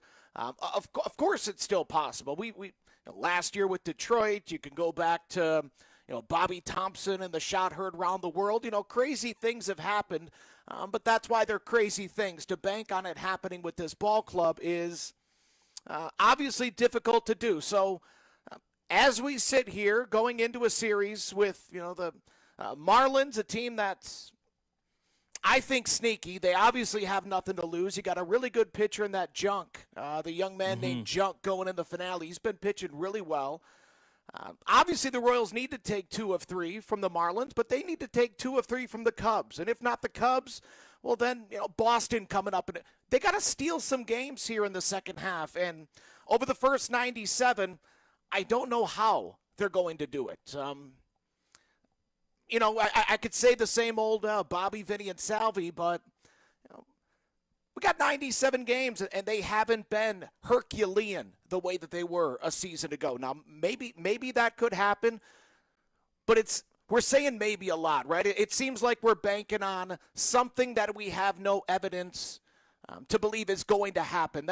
That seems to be the mindset. So I'm going to have a real tough time having my mind changed into believe that this team should be uber aggressive at the trade deadline, meaning parting with something that you prize over the course of the next few seasons. Now, if we're talking about a 19, 20-year-old catcher down in A-ball, yeah, okay, Blake Mitchell might not be here until 2028, right? So, okay, if you want to move something like that, boy, the return better be of note, but a Carter Jensen, any pitcher that you truly believe can be an impact this year or next year, I just don't believe in this ball club enough. They haven't given me reason to. Well, you talk about, trade possibilities and whatnot. The Royals did make one move this week on Wednesday, a head scratcher at first glance at it, giving Cam Devaney to Pittsburgh in exchange for Adam Frazier, a guy who was on this roster not 6 months ago. What do you make of that move? I'm sure you heard a lot about it this week, despite it being the All-Star break, about a 28-year-old, guy in Cam Devaney who was having a really good year in AAA for a guy who hit 202 for this Royals team less than a season ago. Yeah, Devaney to me just doesn't have a spot on this team. He's not a corner outfielder in my opinion. He's a third baseman. He's a shortstop, and you're not playing on this ball club. And with all due respect to his AAA numbers, Drew Waters has really good AAA numbers. John Rave has really good AAA numbers, but that hasn't translated much into the big leagues. Congratulations to Cam Devaney for making it to the big leagues. I mean, how many people dream of doing that? To put up numbers like that at the AAA level. He's had a tremendous career. He's getting every ounce out of his talent, but to me, he's a 4A guy. He's a nice bench player until I'm proven wrong. But to break in at 28, man, you've had opportunities to crack a roster, and it's yet to happen. So I'm not all that concerned about losing Cam Devaney. As far as adding Adam Frazier, yeah, he's a tremendous clubhouse guy. Should give you a solid plate appearance. I do find it somewhat disappointing that this team needs a clubhouse presence. I'm sure some want to liken what he could bring to what Raul Ibanez brought in 2014, but I find that depressing as well. Why does a team with a future Hall of Famer in Salvador Perez, one of the finest righties of the past decade, and Michael Wacha, Seth Lugo, Bobby Witt Jr. Well, I don't think that clubhouse needs a Raul Ibanez speech. I don't think they need to, be reminded of how good they are. And, if they do, I find that disappointing, and I think it's a poor reflection on the leadership in that clubhouse. So I refuse to believe that. He's an improvement, and that is also very depressing when you look at this offense, right? The fact that Adam Frazier could be getting starts over John Rave because MJ Melendez isn't here and Michael Massey isn't here and Hunter Renfroe isn't here and Jack Caglione's not necessarily getting the results that maybe the numbers say he should. Adam Frazier makes the team better than they were back on Sunday when they finished the season off with the Mets. And that's all you really need to know about this offense in 2025. So I want to take a peek here because I think that if the Royals say something magical happens here over the next 12 games before we hit the July 31st deadline, and all of a sudden this team goes from being 3 games below 500 to maybe they're at 500 or maybe a game or two above 500 if that's somehow possible. I think that there are some guys on this Miami Marlins team that the Royals could maybe try to kick the tires on. We talked earlier about Jesus Sanchez and Kyle Stowers. Both of these guys, we know J.J. Piccolo talks a lot about team control, about they look for trade targets in which they would have multiple years of team control. And the Miami Marlins are notoriously known as a team that does not hold on to their guys when they're nearing a level of being out of the organization or being unrestricted free agents or when their trade value is high. Is there any world that exists where you could see the Royals having interest in either one of those two guys to try to shore up some of these corner outfield spots that they've had so much trouble with? Certainly. I think you make great points across the board. Yeah, why not? That type of move is an aggressive buy move, in my opinion. I don't think... Well, I know the Marlins wouldn't be interested in one of your rentals, right? They don't want Seth Lugo. So you're going to part with something that they do prize from your minor league system. What would it take to get 4.5 years, I believe, of team control of a guy that's really showing some power here of late, talking about Kyle Stowers? Mm-hmm. If I'm Miami and I think they have a much better front office today than they did 3 years ago, 5 years ago, the past really most of their tenure as an organization. It's been an oddly run organization, but I do think the guy that came over from Tampa, I think he knows what he's doing, so he should ask for a pretty penny if it's Stowers in return. Do you believe enough in the next few seasons in this group? Because like you mentioned, it's not just a move for 2026. If they ask for one of those catchers, yeah, do I believe enough in Stowers to part with Blake Mitchell? Man, my issue is how much does the organization believe in Mitchell? How much does the organization believe in the other young catcher, Ramirez, down in A-ball? If you part with that for Stowers, to me that's a classic trade. That'd be fun to debate. No, I have no pushback on that. I'd be fine with either one of them. Carter Jensen's the guy that I would be very reluctant to move because that's a bat that I think could fight for a spot on the team next spring training. No question in my mind with that one either. And then, of course, on the flip side, if things continue with the struggles that we saw from the first half of the season and this Royals team puts themselves in a position to be sellers at the deadline, Seth Lugo and Carlos Estevez are immediately the names that come to mind. And you're, if you're the Royals, you're looking for a situation kind of like you had with Aroldis Chapman a couple of years ago, flipping him for a guy in Cole Reagans. Is that a more likely scenario that you see with Estevez and Lugo possibly being shipped out, with those guys kind of being 2.5-2-month rentals at this point? To me, Lugo has to. Now, even if they get on that magical run that you're talking about over the next 12 games, I still think you need to move Seth Lugo because you're not going to bring him back. And because if he's on the market, I can't think of another right-hander that's available right now that would be better than Seth Lugo. Unless the Twins put a Joe Ryan out there, I think you have to move Seth Lugo over the course of the next 13 days. Carlos Estevez, I'm certainly not opposed to it.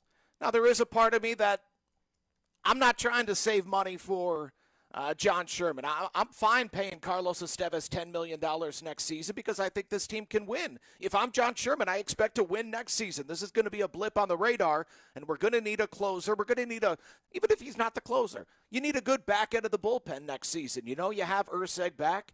I'd like to have Estevez back, but sure, if an offer comes in that you can't refuse, where it's, man, this is a position player. This is a guy that we think could help us in 2026, 27. I'd move Carlos Estevez for sure. Outside of those two, and this has really been one of the topics on the postgame show throughout the past few weeks is what is selling for this team. Those that are demanding, start, make moves right now. This team's over, and they have to be a seller. To me, the Lugo and Estevez trades, if they happen, it's not going to send a shockwave through the fan base. You should expect the Lugo one and the Estevez one, as you laid out. It makes sense. Garcia, Vinny, Bubic, that's a seismic shift. That is selling. That's saying, okay, not only is this season bust, we're not all that sold on 2026 either. Bubic maybe in the offseason. But trade deadline wise, yeah, I'm with you. It's Lugo, it's Estevez, and then it's does anybody want? Can Michael Lorenzen prove anything? I don't think so. Can Mark Canha prove anything to get traded? I don't think so. Do you want to move a Daniel Lynch and Angel Zerpa before their arbitration, before the John Schreiber before he gets a nice pay increase next season? Yeah, possibly, but Lugo's your big chip right now, no doubt about it. I want to flip gears here a little bit and talk about a guy that is not going anywhere for this Royals team, at least not for the very near future. Noah Cameron. I've been looking all week this week. It's a slow news week for Major League Baseball with the All-Star break, but they keep, I've seen Fox and I've seen ESPN and I've seen a couple of different betting sites coming out with odds or coming out with top 5 lists for American League Rookie of the Year. And I am seeing Noah Cameron nowhere near the top 5 of any of these lists, right? Obviously, Jacob Wilson's at the top, but I'm seeing names like Nick Kurtz. I'm seeing Roman Anthony on these lists. And despite the fact that he's hitting the ball better, I don't think those guys belong ahead of Noah Cameron, who has the second highest WAR among rookies in Major League Baseball this year.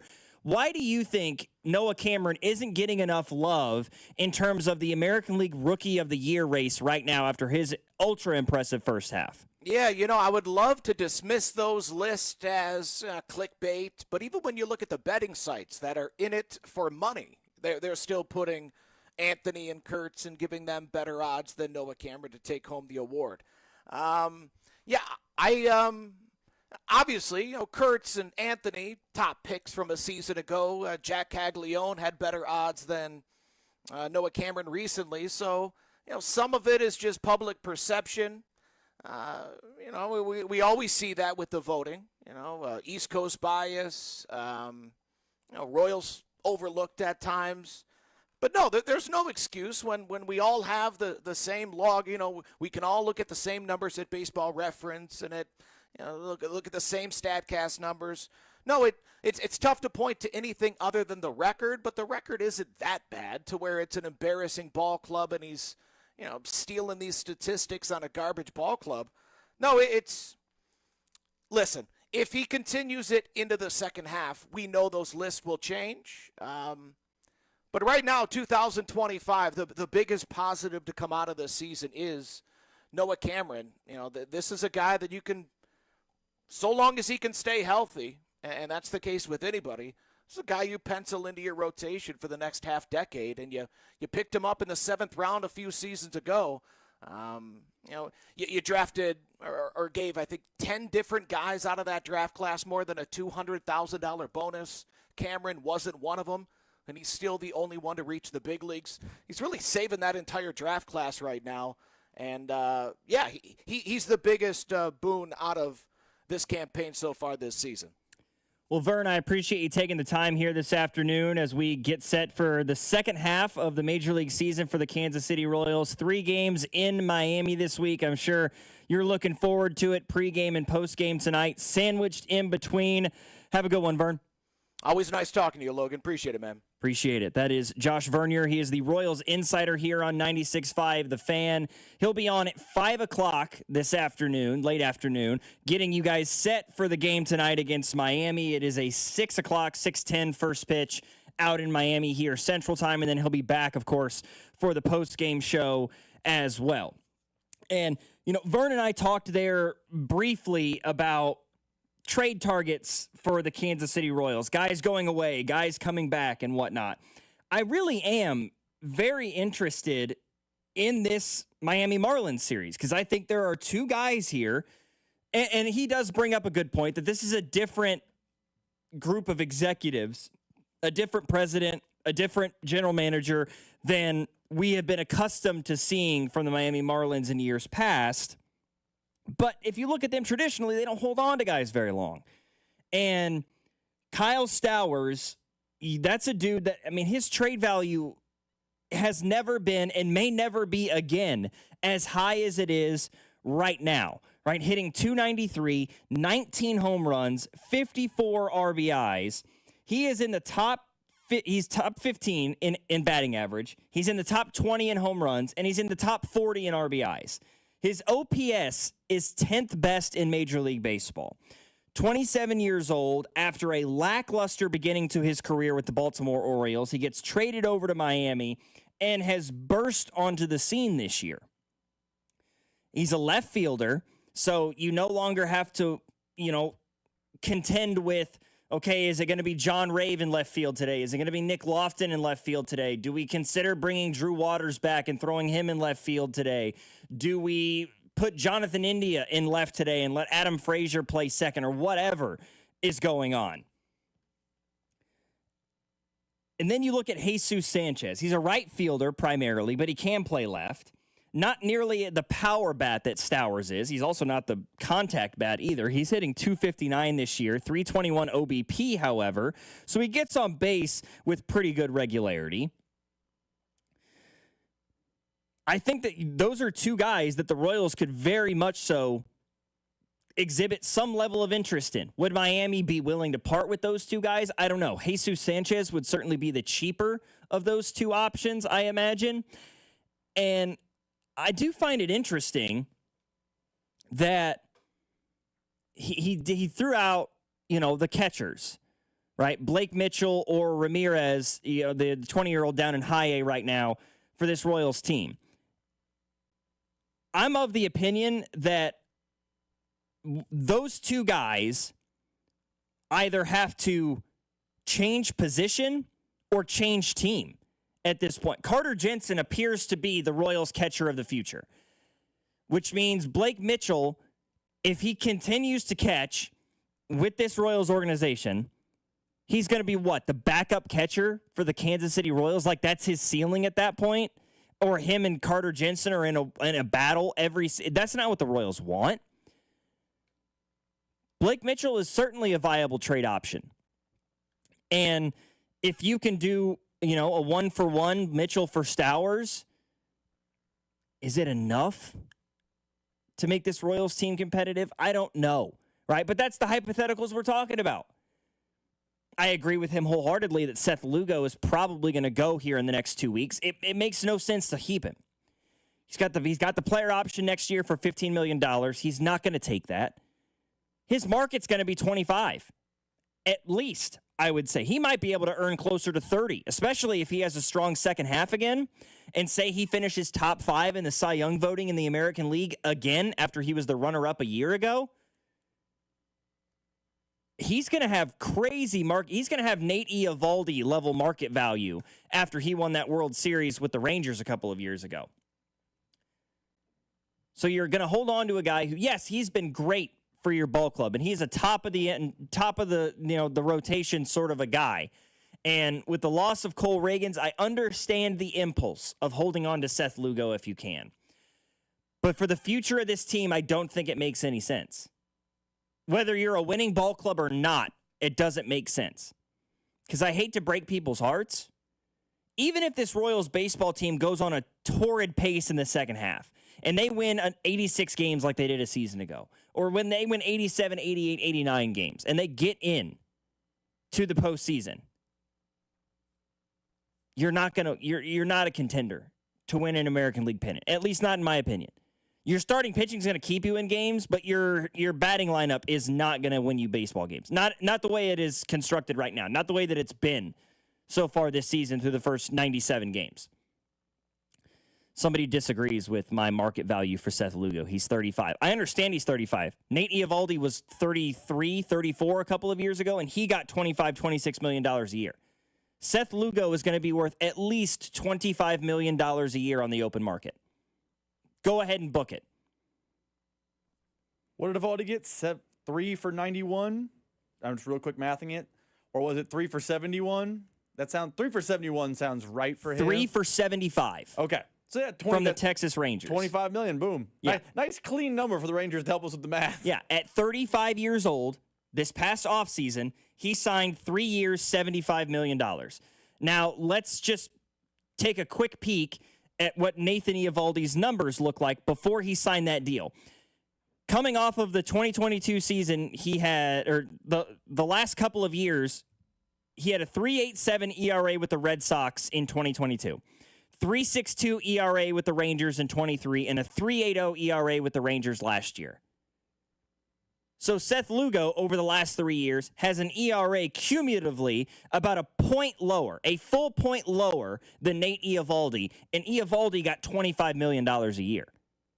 So yes, Seth Lugo is going to be worth at least $25 million a year, if not more than that. After having a 3 ERA a season ago, and right now has an ERA under a 2.7. Seth Lugo's not taking that $15 million player option, folks. He's not going to. His market value could be close to double that. 913-586-7965 is our number. You're listening to The Drive. Logan Weber filling in for C-Dot here this afternoon. Rob Britton producing the show right here on 96.5 The Fan. The Drive with Carrington Harrison on your new home for Chiefs football. 96.5 The Fan, brought to you by DM Injury Law. Have you or a loved one been in a car wreck? Contact DM Injury Law today and get the money you deserve. Car wreck? Remember, Mike's got this. He buys cars on the air and takes 0 prisoners. The John Clay Wolf Show, now on 96.5 The Fan, every Saturday, 9 a.m. to noon. And be sure to watch live at jcwshow.com or stream the chaos on YouTube. Royals coverage sponsored by Park & Go, the best deals on airport parking. Ready for a summer getaway? Start it off right with Park & Go, KC's premier airport parking destination. Open 24/7 with all covered spots to beat the summer heat. Reserve your spot now at bookparkandgo.com. Park & Go, the best deal on airport parking. Prescriptions require an online consultation with a healthcare provider who will determine if appropriate. Restrictions apply. See website for details and important safety information. Price varies based on product and subscription plan. Hey guys, let's talk ED because millions of men experience it, but not everyone can access or afford treatments like Viagra.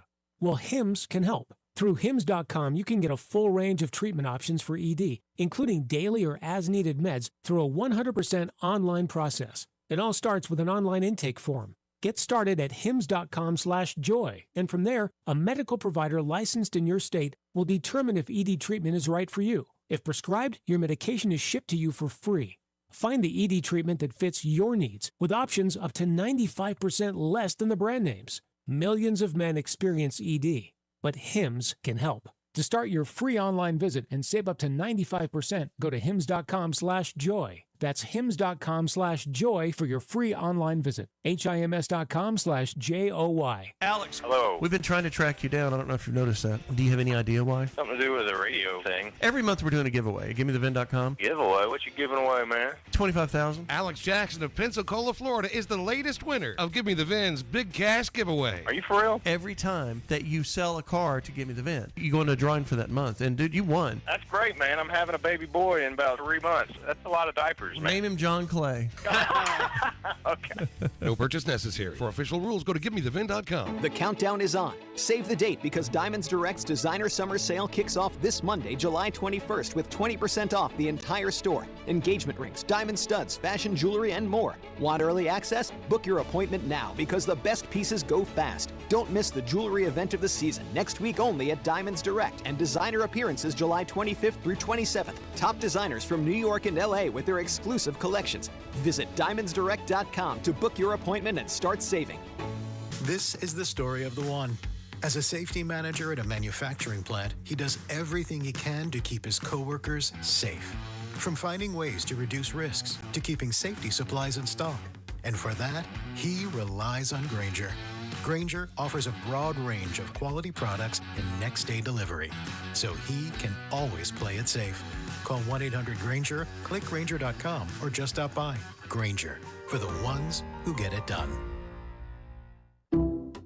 Some people just know they could save hundreds on car insurance by checking Allstate first. Like you know to check the GPS directions first, before driving to the mall. Turn right at the light. In 1,000 miles, you will reach Montreal. Not Montreal, the mall. Recalculating. 6,000 miles to Nepal. No, the mall. Checking first is smart. Recalculating. So check Allstate first for a quote that could save you hundreds. You're in good hands with Allstate. Savings vary. Subject to terms, conditions, and availability. Allstate Fire and Casualty Insurance Company and affiliates, Northbrook, Illinois. This is the story of the one. As a safety manager at a manufacturing plant, he does everything he can to keep his coworkers safe. From finding ways to reduce risks to keeping safety supplies in stock. And for that, he relies on Grainger. Grainger offers a broad range of quality products and next-day delivery, so he can always play it safe. Call 1-800-GRAINGER, click Grainger.com, or just stop by. Grainger, for the ones who get it done. Empower. Tim collects bobbleheads. A lot of bobbleheads. Baseball bobbleheads, race car bobbleheads, little chihuahua bobbleheads. He's got an entire room strictly for bobbleheads. Does he need them? No. Is his wife mad about it? A little. But Tim works with Empower, and he got good at money, so he can be a little bad. Ooh, horse bobblehead. Classy, Tim. Empower. Invest well, live a little. Start today at empower.com. Here's traffic, brought to you by DM Injury Law. Have you or a loved one been in a car wreck? Contact DM Injury Law today and get the money you deserve. Car wreck? Remember, Mike's got this. You've got two problems on 35, just south of Kansas City, 35 northbound past West Penway, the right lane blocked, 35 southbound before Cambridge, two right lanes blocked. From the Anthony Plumbing, Heating, Cooling, Electric Traffic Center, I'm Val, 96.5, The Fan. You're listening to 96.5 The Fan from the Mission Plumbing, Heating, and Cooling Studios. This is 96.5 The Fan, your home for Chiefs football.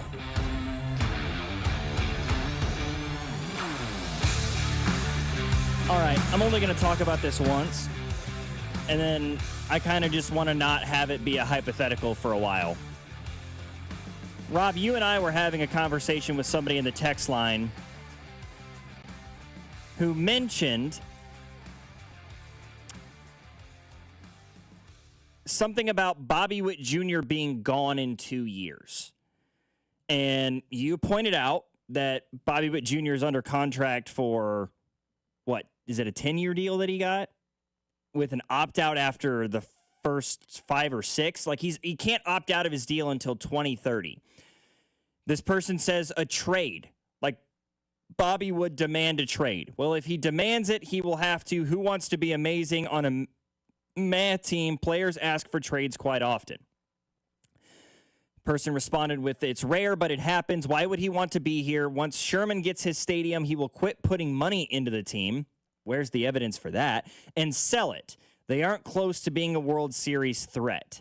I don't see how Bobby will want to be a Mike Sweeney, a good player on a team that won't win. I think that's completely unfounded. Firstly, why are we just assuming that John Sherman's not going to put money into the team once he gets the stadium?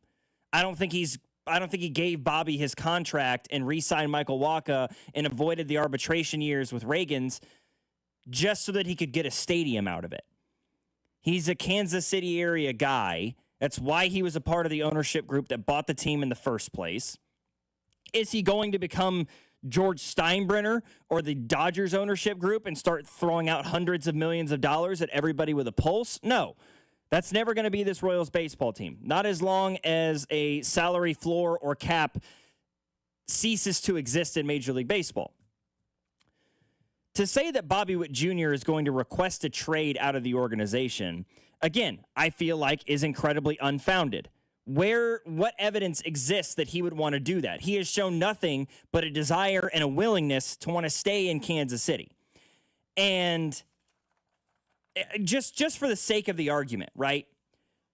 Bobby Witt Jr. is the best baseball player that the Kansas City Royals have trotted out since George Brett. Is that unfair of me to say? Rob, would you agree with that? Bobby Witt Jr. is the best Royals baseball player since George Brett?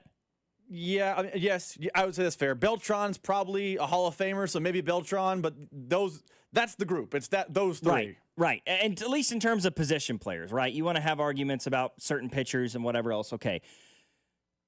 Bobby is Bobby. The only guy I think you can strongly compare him to is George Brett and maybe Carlos Beltran. The Royals didn't get a deal done with Beltran, so they had to deal him away.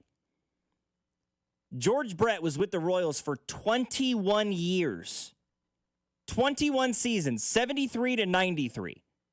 He made the postseason 7 times in 21 years. And in fact, he only made the postseason once in the last 9 years of his career.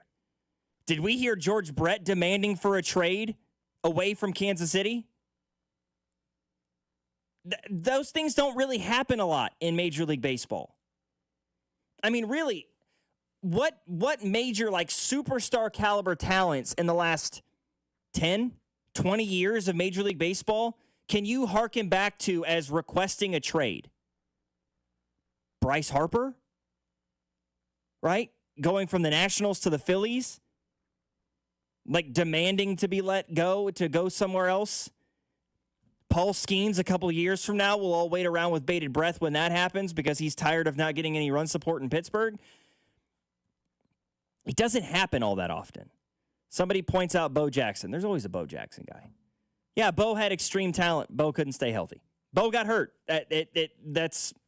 I think the argument's a little bit of a moot point there. I actually think I know you want to belabor this point.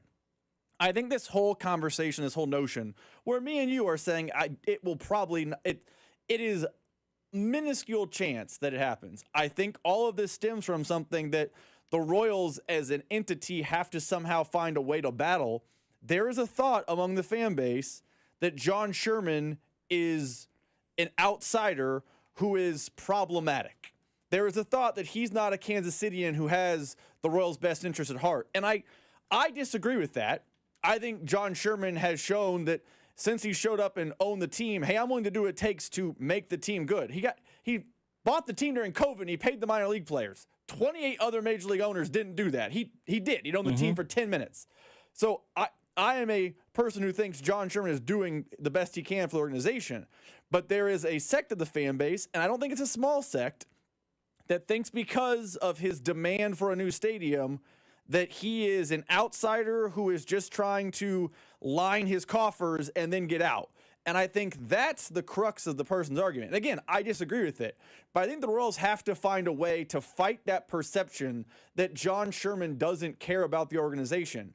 I think in the leading up to the vote, which was now 13 months ago, like 15, 16 months ago, leading up to the vote, he kept talking about how he took his wife on a first date to Kauffman, and that's a very nice story, but it made it feel like you only have one experience at Kauffman, and you're not one of us, and you're not a Kansas Cityan, and it felt like he was an outsider, and I don't think the Royals have done enough to push back and stamp out that narrative, which is incorrect. So when conversations about Bobby's future or Caglione's future or name one of the young players in the team's future comes up, there's a thought that, well, John Sherman doesn't really care about the Royals. He just cares about money. And I think that stems from all the stadium stuff. And I think the Royals need to find a way to fight that narrative off because I don't believe it's true. I also feel like it's David Glass PTSD. That's an excellent point. It's everybody's fearful because that's what the previous ownership group was like. they showed an incredible unwillingness to pay people, right? They didn't pay Greinke. They didn't pay Joakim Soria. They didn't pay Moustakis or Hosmer or Locaine or Alcides Escobar. They didn't bring Zobrist and Cueto back. That's not how the Glass ownership operated. I feel like we've seen examples that Sherman is not that way. Would Sherman have offered Bobby Witt that kind of a contract at that point in his career before he had even reached arbitration? No shot. No, none. No chance whatsoever. Would the Glass ownership group have given Cole Reagans the deal that they gave him to avoid arbitration altogether in the final few years of his team control? No. I don't think they would have given Michael Wacha the 8-figure yearly deal that they gave him in terms of the extension. I think John Sherman has given us enough examples to show that his ownership style is different than that of David Glass and the previous ownership. And I think some of it is just PTSD over what we all had to endure in the 2000s and 2010s, where we watched all these great players walk out the door because those with the pocketbooks weren't willing. I mean, not that they weren't able, they weren't willing to pay big time money to keep big time guys around. I don't think Sherman hasn't exhibited that yet to me. And I feel like it's a little bit unfounded to put that kind of onus on John Sherman and this ownership group when they've done nothing, in my view, to make it seem like they're anything like what David Glass was in the previous ownership of the Kansas City Royals. 913-586-7965 is our number. Logan Weber here with you alongside Rob Britton. CDOT off today. Coming up, we're going to do our countdown to kickoff. We're starting to see some deals be made with second-rounders across the NFL. Unfortunately, one of those second-round picks is not that of the Kansas City Chiefs. That's coming up next here on 96.5 The Fan, your home for Kansas City sports. The Drive with Carrington Harrison. Catch Hall of Famer Denny Matthews every Monday at 3. And gone, Bobby Witt. On your home for Royals baseball, 96.5 The Fan. Brought to you by DM Injury Law. Have you or a loved one been in a car wreck? Contact DM Injury Law today and get the money you deserve. Car wreck? Remember, Mike's got this.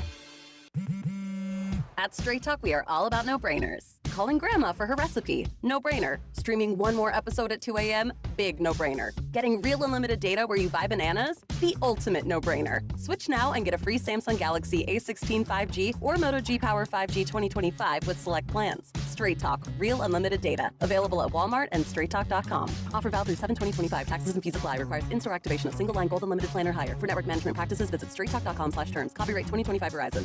Introducing the new Dell AI PC, powered by the Intel Core Ultra processor. It helps do your busy work for you, so you can fast forward through editing images, designing presentations, generating code, debugging code, summarizing meeting notes, finding files, managing your schedule, responding to Jim's long emails, leaving all the time in the world for the things you actually want to do. No offense, Jim. Get a new Dell AI PC starting at $699.99 at Dell.com/AI-PC. How those ahead stay ahead. Do you owe $10,000 or more in credit card debt or personal loans? With credit card debt at all-time highs, Debt Relief Advocates is urgently notifying consumers of debt relief now being made available, designed to aid consumers with out-of-control credit card debt. Those who qualify and enroll for this relief program will only have to pay back a fraction of what they owe. This is not bankruptcy or a debt consolidation loan. This is a relief program that credit card companies would rather you not know about, as it ends your debt nightmare and saves you lots of money. Consumers owing at least $10,000 in credit card debt or personal loans can now take advantage of this debt relief as the cost of living skyrockets. Debt Relief Advocates has established a relief hotline for you to call to learn what debt reduction you may qualify for, so don't wait. For this free information, call the Relief Hotline at 800-707-6152. 800-707-6152. 800-707-6152. Attention, have you racked up $10,000 or more in credit card debt? Are you barely getting by making minimum payments? With credit card debt reaching all-time highs, National Debt Relief is notifying consumers about significant debt relief options currently being made available to help those with overwhelming credit card debt. These options may reduce a large portion of credit card debt for those who qualify.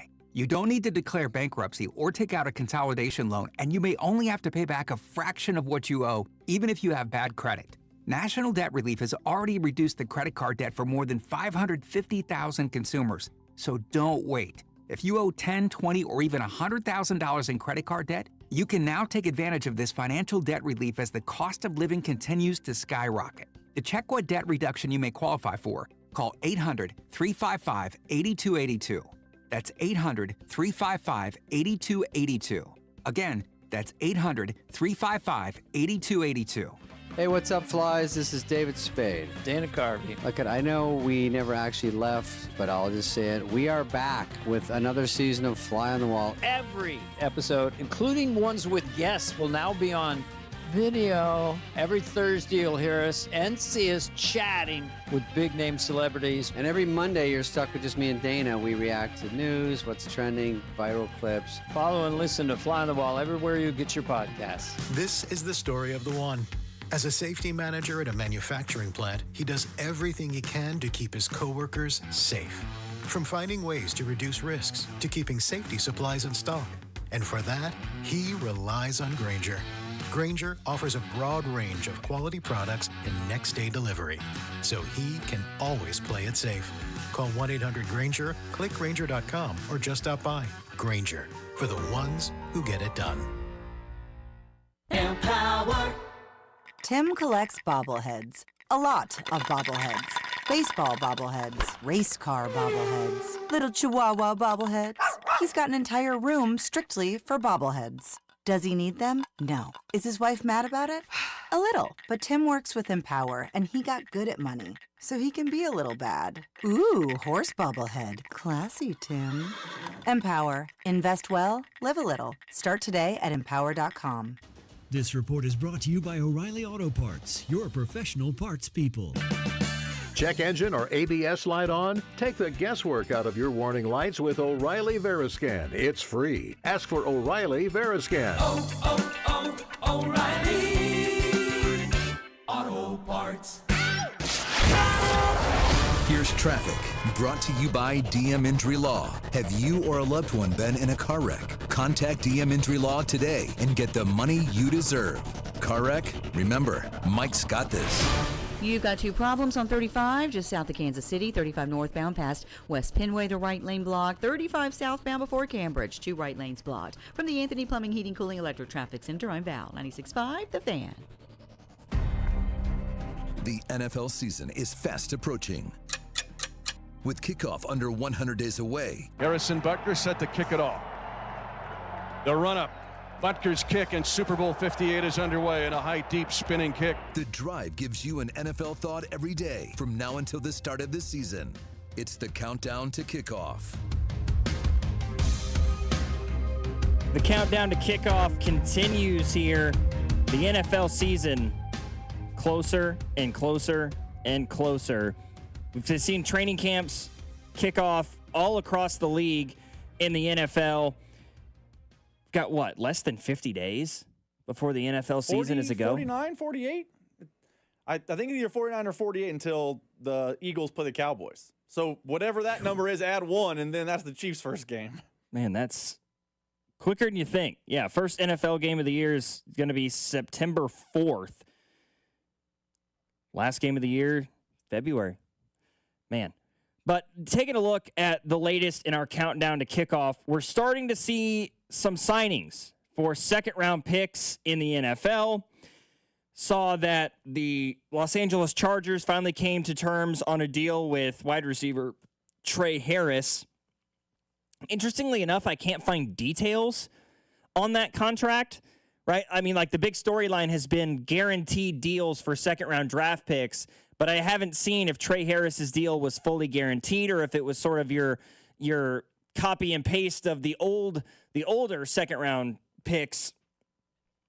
But the Seahawks did agree to a deal with their second-round pick, Nick Emanwari.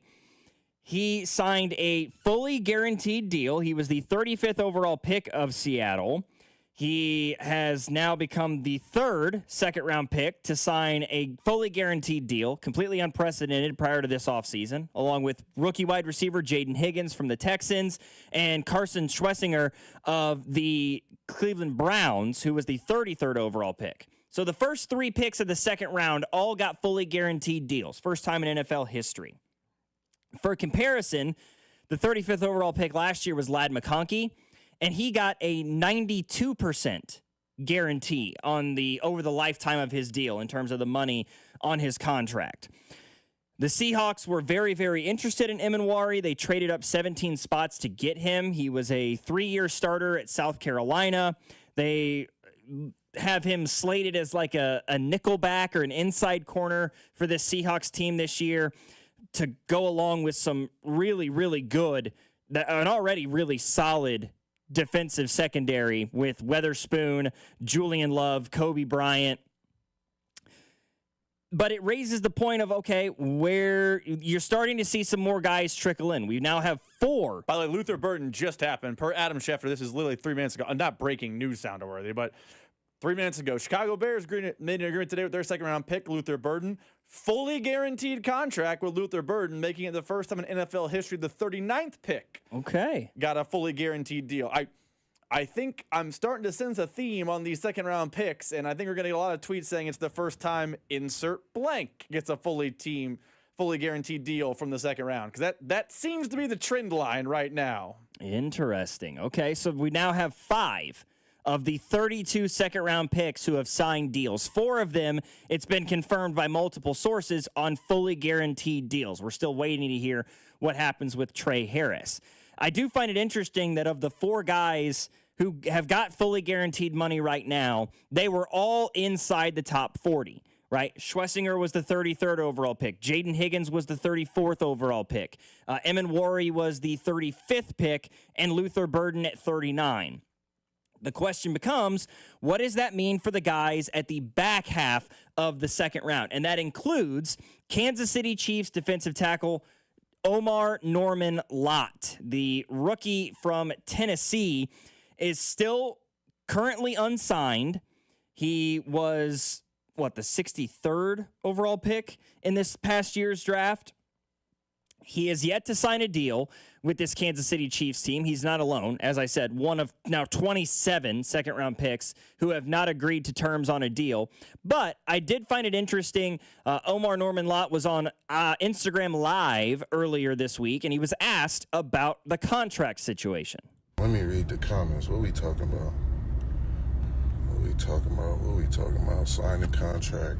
All that gonna be done. Don't even worry about it. Ready to get to work? Man, I've been working. I ain't never stopped working. Doesn't seem like he's overly worried about it. Maybe that's just putting on a brave face in this situation. But, I mean, at this point, the floodgates have been opened, right? You've seen 4 guys sign fully guaranteed deals. I'm still very, very interested to see what happens with Trey Harris's deal. If that one's fully guaranteed too, then things may begin to unravel very, very quickly. I'll say this. If I'm pick, I don't know who this player is. If I'm pick 49, just naming a guy, just picking a number. I'll even get closer. I'm pick 43. If I'm pick 43 and I've watched slowly but surely all the picks between 32 and 40 start to trickle in with fully guaranteed deals, I'm not signing for a not guaranteed deal. I'm pick 42, 43. The guy at 39 got a totally guaranteed deal. What's the difference? And then I think that's when the floodgate opens. When you see picks 40, 45, 46, 47, 48 start to get fully guaranteed deals, then there's a trickle-down effect to the Chiefs all the way at 61. At that point, then if you're Omar Norman Lott, you're going to say, wait a second, 55, 58, 59 all got guaranteed deals. Time for me to get that too. We don't know what happened with Trey Harris' contract. We know he signed a contract and reported to camp. And with the amount of people in that area who have totally guaranteed deals, I'm just going to take a bet that his is too. And Omar Norman Lott doesn't seem worried about it, but it does seem like totally guaranteed deals could be coming to a second-round pick near you. Yeah, I mean, Trey Harris was the 55th overall pick in this draft. So if his deal is fully guaranteed, I'm of the opinion that unless an NFL team has their second-round pick over the proverbial barrel, let's say, all these deals are going to be fully guaranteed. Because, I mean, Omar Norman Lott at 63 is only 8 picks away from that. Everybody ahead of 55 is automatically going to be getting a fully guaranteed deal at this point. I mean, outside of maybe Quinshon Judkins, who has other things to worry about. We won't get into detail. I think he already got a fully guaranteed deal. I think he was, so there was, remember, going into this week, it was 30 of 32. There were 2 that were signed. The 2 that were signed were fully guaranteed. I think he already got a fully guaranteed deal. Are you sure? I don't think he's signed yet. Quinshon Judkins? I thought maybe he had signed. No, according to this, he hadn't signed yet. I thought I saw that the Texans and Browns had created this problem for everyone. Yeah, the NFL is currently waiting to place Quinshon Judkins on paid leave until he signs his contract. So he has, got ongoing legal issues, and he's not under contract. So Quinshon Judkins is in an incredibly bad place right now. All in all, though, we are seeing something completely unprecedented in the National Football League. If all of a sudden every first and second round pick is going to be getting fully guaranteed money, man, I mean, I'm just sort of spitballing here. What's the average pay scale for the 63rd overall pick in the NFL draft, right? I mean, it's probably somewhere in the vein of like just $7 million, just over $7 million. I mean, my ballpark, very loose, is I know that I saw, looking at this report from Adam Schefter about what Luther Burden got at 39. He's getting $10 million. So you would guess that's probably around the number. Like that's like maybe less than that, but that's my guess. Also, I just saw this come across. Another second round deal just got done. No report on fully guaranteed, but JTT, the DN from Ohio State that was drafted by the Colts, is now signed. I have not seen official terms come across, but this is happening very fast. But I'm imagining more and more are taking totally guaranteed deals. He's the 45th overall pick. Yeah, the D end out of Ohio State. According to Spot Track, the 63rd overall pick has a salary cap slot of $7.195 million. So over the course of a 4-year deal, which would, of course, include that. I believe there's a 5th-year option on second-round picks as well, right? Or just first-rounders? Just first-rounders. Okay. That's a far cry from the estimated $48.7 million for the first overall pick. Woof. Yeah, $7 million over the lifetime of the deal is the estimation from Spot Track, including about $1.3 million for year one. Ultimately, we'll see what happens, but it is starting to avalanche a little bit with second-round picks. Now that training camp has started, he's finally starting to see some second-rounders sign their deal and get onto the team. The Drive on 96.5, The Fan. Logan Weber filling in for CDOT. Rob Brenton behind the glass producing the show as always. Our text line number, 913-586-7965 is our number. Final hour of our show this week coming up next with Royals baseball set to begin with pregame at 5 o'clock. We'll talk Noah Cameron. We'll talk about the Royals-Marlins series and the implications of this series in the next 2 weeks on what the Royals do July 31st on the trade deadline. You're listening to 96.5 The Fan, your home for Kansas City sports. The Drive with Carrington Harrison on your new home for Royals baseball. 96.5 The Fan. Brought to you by DM Injury Law. Have you or a loved one been in a car wreck? Contact DM Injury Law today and get the money you deserve. Car wreck? Remember, Mike's got this. Here's traffic, brought to you by DM Injury Law. Have you or a loved one been in a car wreck? Contact DM Injury Law today and get the money you deserve. Car wreck? Remember, Mike's got this.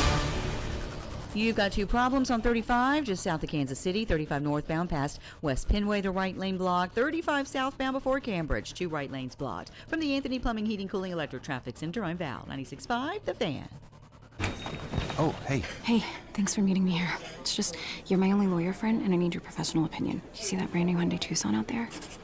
That's all I paid for it. Let me get back to you on that. Deal's so right, it almost feels wrong at the Hyundai Getaway Sales Event. Get 0% APR for 60 months, plus 0 payments for 90 days on all Hyundai Palisade, Santa Fe, and Santa Fe hybrid models. And check out our other great deals at your Hyundai dealer today. Offer ends September 2nd. Call 562-314-4603 for details. One of life's greatest mysteries has finally been solved. Who let the dogs out? Spruce! It's Spruce, the new hard-working, worry-free weed and grass killer that's safe for use around people and pets. When used as directed, spray the leaves for visible results in just 1 hour and dead weeds in just 1 day. You spray, they play. Weeds die by the next day. Find Spruce wherever weed killers are sold. It's funny how one little light can stall out your entire day. I was already running behind, and now this, the check engine light. So I reached out to my go-to problem solver. Dad, check engine light. What do? He didn't miss a beat. Take it to Telly, he said. So I did. When I got there, they didn't just fix my car. They fixed my day. They were quick, clear, and took care of everything. Next time my car glitches out, I'm heading for Telly. Don't let that little light be game over. Take it to Telly. Only $39 for an AC tune-up. Book now at themvpkc.com. MVP Air Conditioning, Heating, Plumbing, and Electric is your home's MVP this summer. Get a summer AC tune-up for just $39 and avoid costly repairs. Call today, 913-214-1212, or visit themvpkc.com. MVP, one call does it all. At Straight Talk, we are all about no-brainers. Calling Grandma for her recipe, no-brainer. Streaming one more episode at 2 a.m., big no-brainer. Getting real unlimited data where you buy bananas, the ultimate no-brainer. Switch now and get a free Samsung Galaxy A16 5G or Moto G Power 5G 2025 with select plans. Straight Talk, real unlimited data. Available at Walmart and straighttalk.com. Offer valid through 7/20/25. Taxes and fees apply. Requires in-store activation of single line gold unlimited plan or higher. For network management practices, visit straighttalk.com/terms. Copyright 2025 Verizon. Eat up, buddy. It's almost time for school. You take charge of your home. You take charge of your work. Don't forget to take charge of your gut health too with Nature Made Probiotics. Nature Made has clinically studied probiotics that work with your digestive tract's natural bacteria, so you won't miss a beat in your daily routine. Find us in the vitamin aisle. These statements have not been evaluated by the Food and Drug Administration. These products are not intended to diagnose, treat, cure, or prevent any disease. This is the story of the one. As a lineman, he does whatever it takes to keep the power on in his community. And he wants a partner like Grainger who does the same. Grainger offers the professional-grade products he needs, from voltage detectors to harnesses to hard hats, plus fast, dependable delivery, so he can rise to every challenge. Call 1-800-GRAINGER, click Grainger.com, or just stop by. Grainger, for the ones who get it done. Get in the zone, AutoZone. Brad's day is off to a slow start.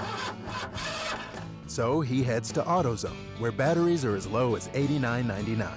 Sammy, a local AutoZoner, tests his battery for free. Looks like he just needs a charge. And Sammy does that for free too. In no time at all, Brad is back on the road, ready to finish the day strong. Free battery testing and charging at every store. No hassles, just help. Get in the zone, AutoZone. Restrictions apply. Men, summertime is here, and that means vacations, summer barbecues, outdoor parties, camping, beaches, and so much more. This is Jeff for Heartland Men's Health, and if you're like many men, you may not be feeling like yourself this summer. Perhaps your energy is low and you aren't sleeping well. Maybe your workouts aren't as good as they used to be, and if what I'm describing is you, it's very likely you're suffering with low testosterone. But low T doesn't have to affect you anymore. Just call Heartland Men's Health, get treated, and see how it changes your life. If you're like most men, you'll feel so much better. Deeper sleep, improved vitality and clarity, greater strength and energy, and an enhanced sex drive as well. So call us. Just $99 gets you a PSA and T-test and a medical consult. And if you start on testosterone the day of your appointment, your visit is free. Call 844-447-6600. That's 844-447-6600. Or go to heartlandmenshealth.com. We have 3 offices: Overland Park, Independence, and North Kansas City. Car, truck, or motorcycle wreck? Remember, Mike's got this. Paid for client portrayal and endorsement. The choice of a lawyer is an important decision and should not be based solely upon advertisements. Give me one good reason why I should call DM Law. How about 3 great reasons? 1, it's easy. 2, it's fast. 3, the results. Mike's got this. 816-888-7500. Mike's got this. Have you watched Die Royal Decree? How about Chiefs Take Tuesday? Or would you rather Wednesday? Follow us on Instagram at TheFan965 for exclusive video content, giveaways, and behind-the-scenes action. 96.5 The Fan, KFNC FM and AM, HD1 and HD2, Kansas City, in Odyssey Sports Station.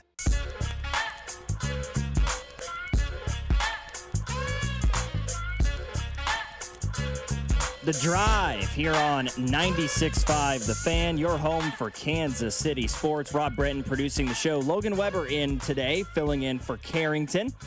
Off this afternoon, we get you guys set for Royals baseball. Second half of the season begins here in just a couple of hours.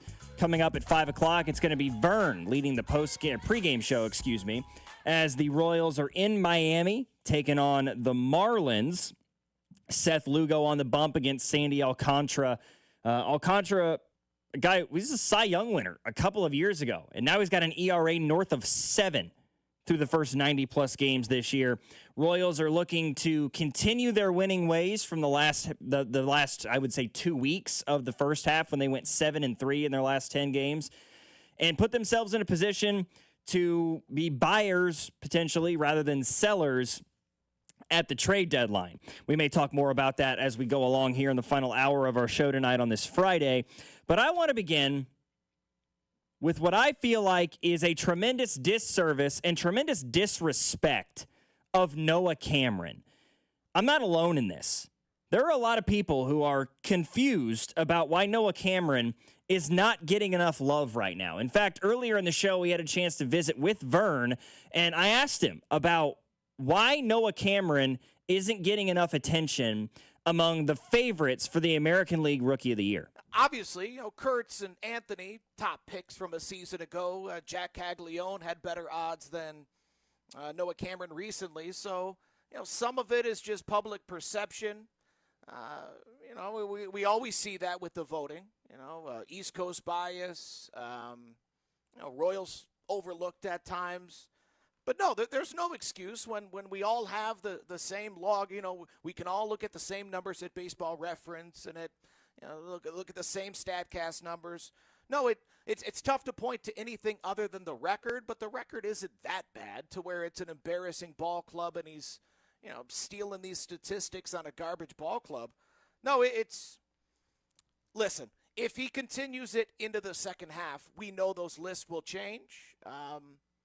But right now, 2025, the biggest positive to come out of this season is Noah Cameron. This is a guy that you can, so long as he can stay healthy, and that's the case with anybody, this is a guy you pencil into your rotation for the next half decade, and you picked him up in the 7th round a few seasons ago. I mean, it really doesn't make any sense to me at all. I look at, and I've looked around baseball everywhere. And so many different publications. So BetMGM, for example, American League Rookie of the Year odds. Jacob Wilson atop the list. No surprise there. He should be. Cam Smith of the Astros. Nick Kurtz of the Athletics. Roman Anthony. Jason Dominguez. Carlos Narvaez. Jack Caglione. Marcelo Meyer. Jack Leiter. And Noah Cameron. And Noah Cameron, why is he that low on that list? Fox Sports with their American League Rookie of the Year odds leaders. Jacob Wilson, Nick Kurtz, Roman Anthony, Jason Dominguez, Jack Leiter, then Noah Cameron.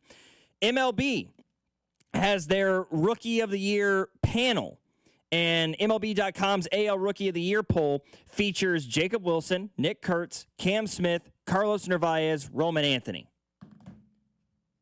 Why is nobody talking about Noah Cameron? I'm not sitting here advocating for him to be the American League Rookie of the Year. I think that Jacob Wilson firmly has both hands on the American League Rookie of the Year trophy. But in 12 starts, the guy's got a 2.31 ERA.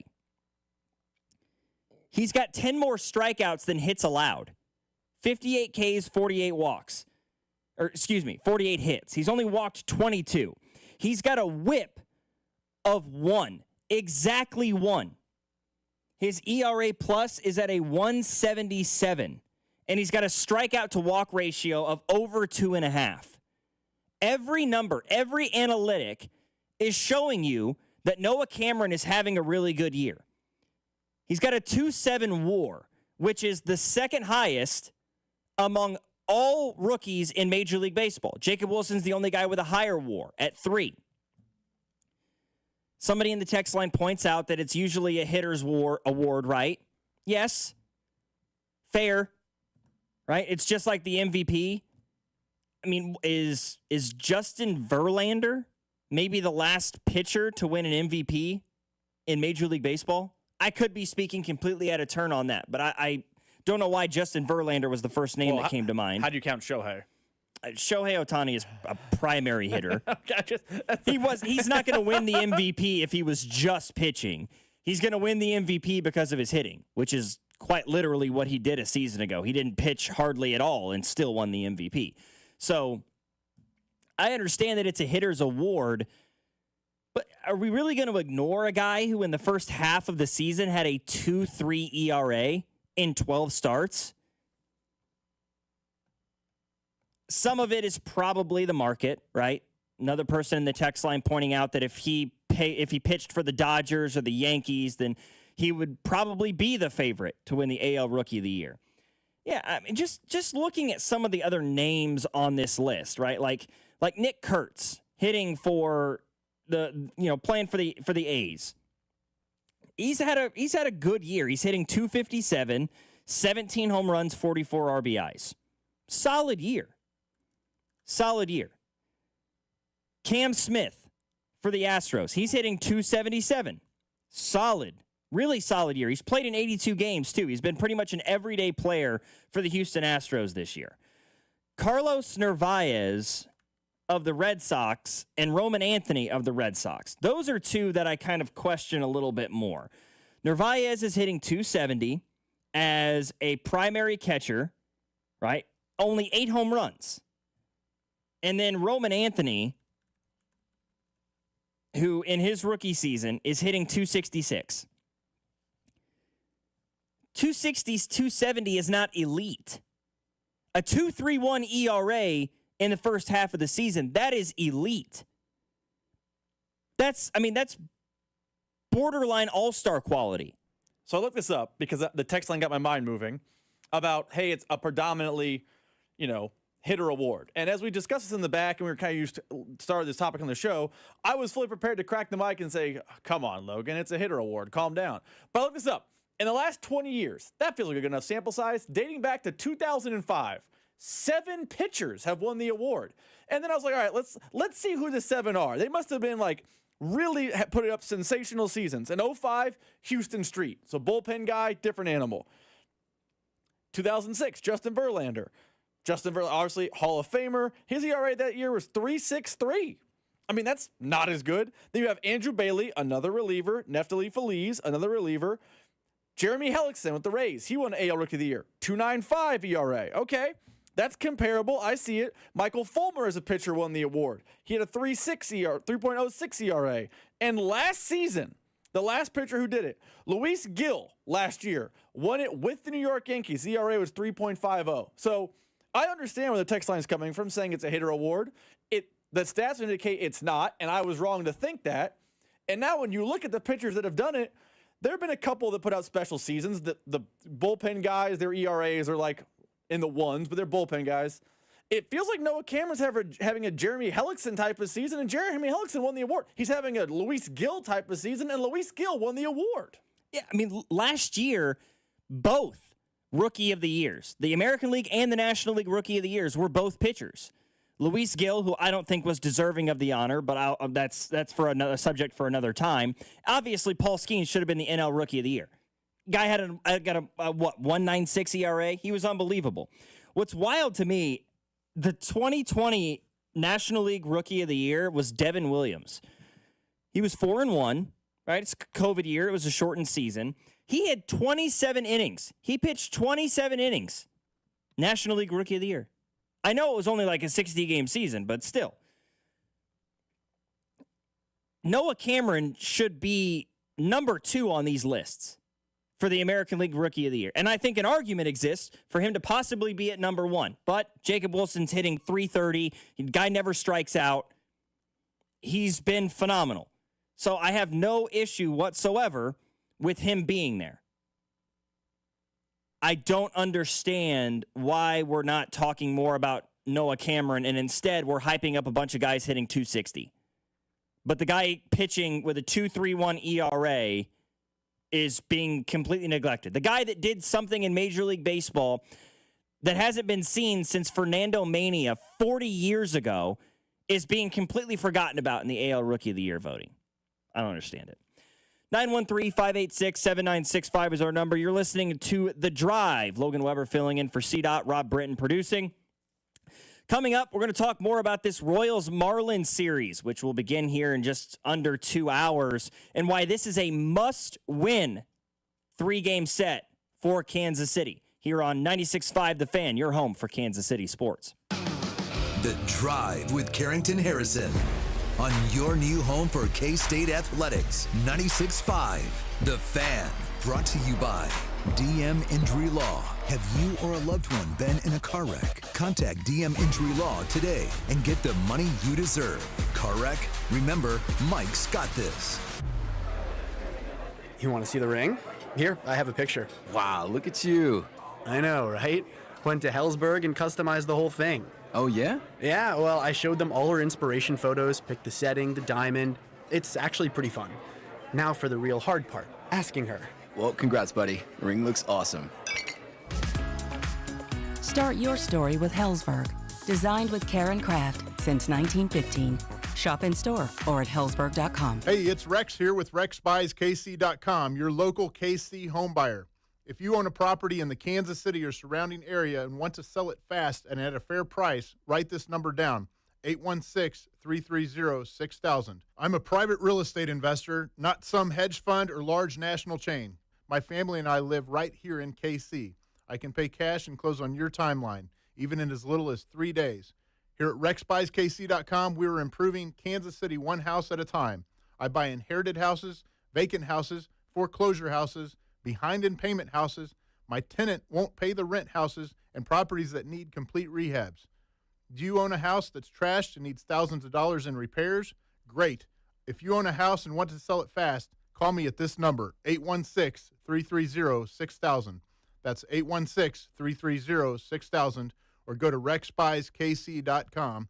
That's RexBuysKC.com, and I look forward to working with you. Don't let clogged drains slow you down. Call Hamilton Plumbing, Heating, AC, and Rooter today for our $79 mainline drain cleaning special. The pros at Hamilton will inspect your drains with video camera technology to pinpoint exactly what is needed to clear those clogs and help prevent expensive drain repairs. The expert technicians at Hamilton are ready 7 days a week to solve your problem the right way, the first time. Over 40 years experience and more than 8,000 five-star reviews ensures your peace of mind. Visit callhamilton.com for details, terms, and conditions. License number 2025-11121.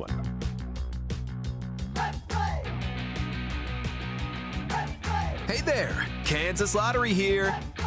And we want to get together for a game or two. Meet us at your favorite retailer or wherever you like to buy your tickets, and we can let the games begin. There's a lot of fun and cash on the line.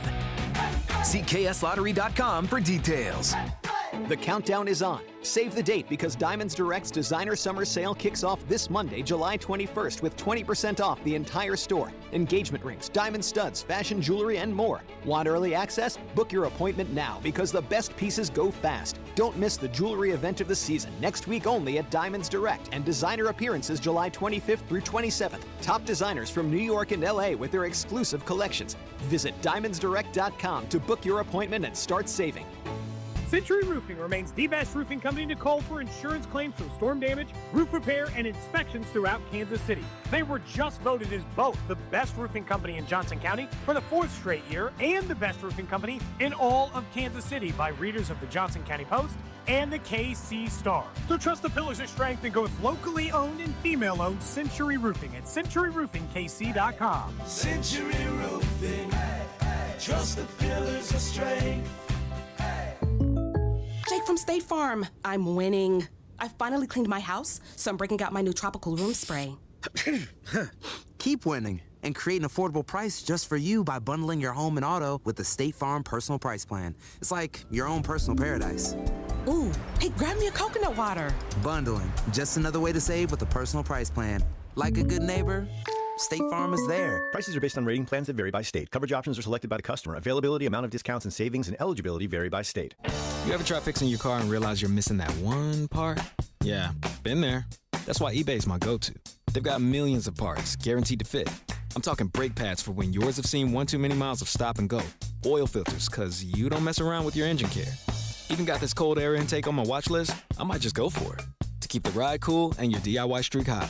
Find all the parts you need at prices you'll love. Guaranteed to fit every time. eBay. Things people love. Eligible items only. Exclusions apply. Tonight, a slight chance of rain, thunderstorms, partly cloudy, 76. Weather brought to you by Staples. Have you heard? The Staples Easy button is back with even more easy. Press it for custom prints, shipping services, even passport photos. Staples. That was easy. Here's traffic, brought to you by DM Injury Law. Have you or a loved one been in a car wreck? Contact DM Injury Law today and get the money you deserve.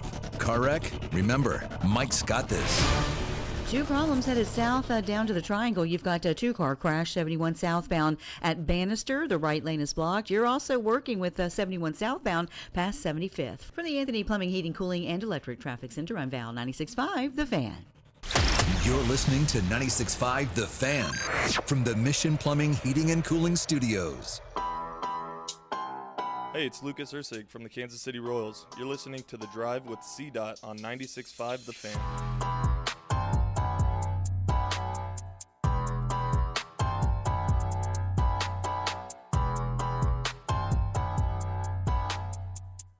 Let the final 65 games begin. The Kansas City Royals coming up 6:10 first pitch Central Time in Miami against the Marlins at Lone Depot Park. It is going to be Seth Lugo on the bump for Kansas City. He has been, over the course of the season, I would say probably the Royals' most consistent starting pitcher. You can make the argument for Noah Cameron, who we were just talking about before the break. But Lugo's been with the team the entirety of the season. 6-5, a 2.67 ERA in what could very well be the second to last start potentially of the Seth Lugo era in Kansas City. We might only get a couple more opportunities to see Seth Lugo pitch in a Kansas City Royals uniform. He'll match up on the bump with Sandy Alcantara, a former NL Cy Young winner who has been porous this year. 4-9, a 7.22 ERA. Rob, we talked earlier in the show about this being a must-win series for the Kansas City Royals. And I think that there's multiple reasons for why that is a true statement to make. Number one is obviously to stay in the hunt for a wild card spot. To say that you're trying to contend for the division crown is a little bit too optimistic for my taste at this point. You're 12 games out, 12 games back of the Detroit Tigers in the AL Central right now with 65 games left.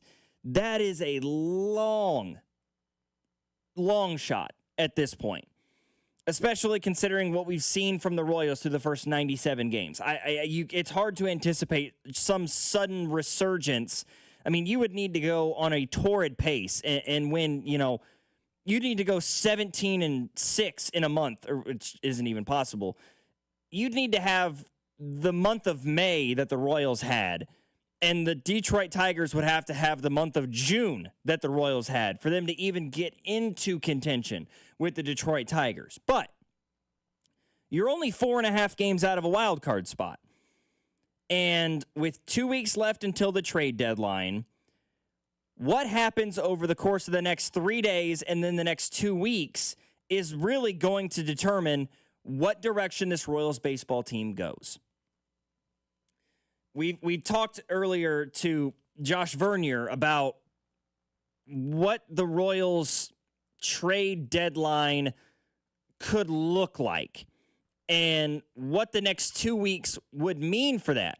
And as big as a series as I believe this Miami Marlins series is, Vern thinks that the Royals need more help than just taking 2 out of 3 or possibly even sweeping Miami.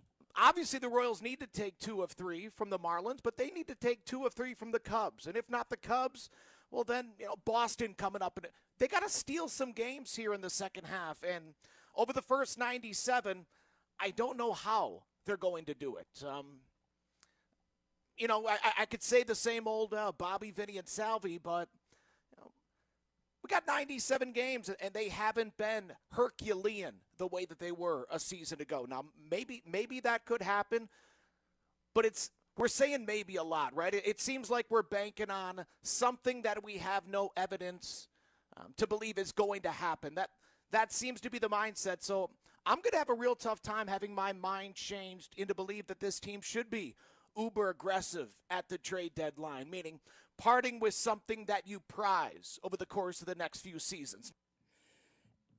You've got Seth Lugo with that $15 million player option. He'll earn much more than that coming up in the open market at the end of the season. So that player option, inconsequential.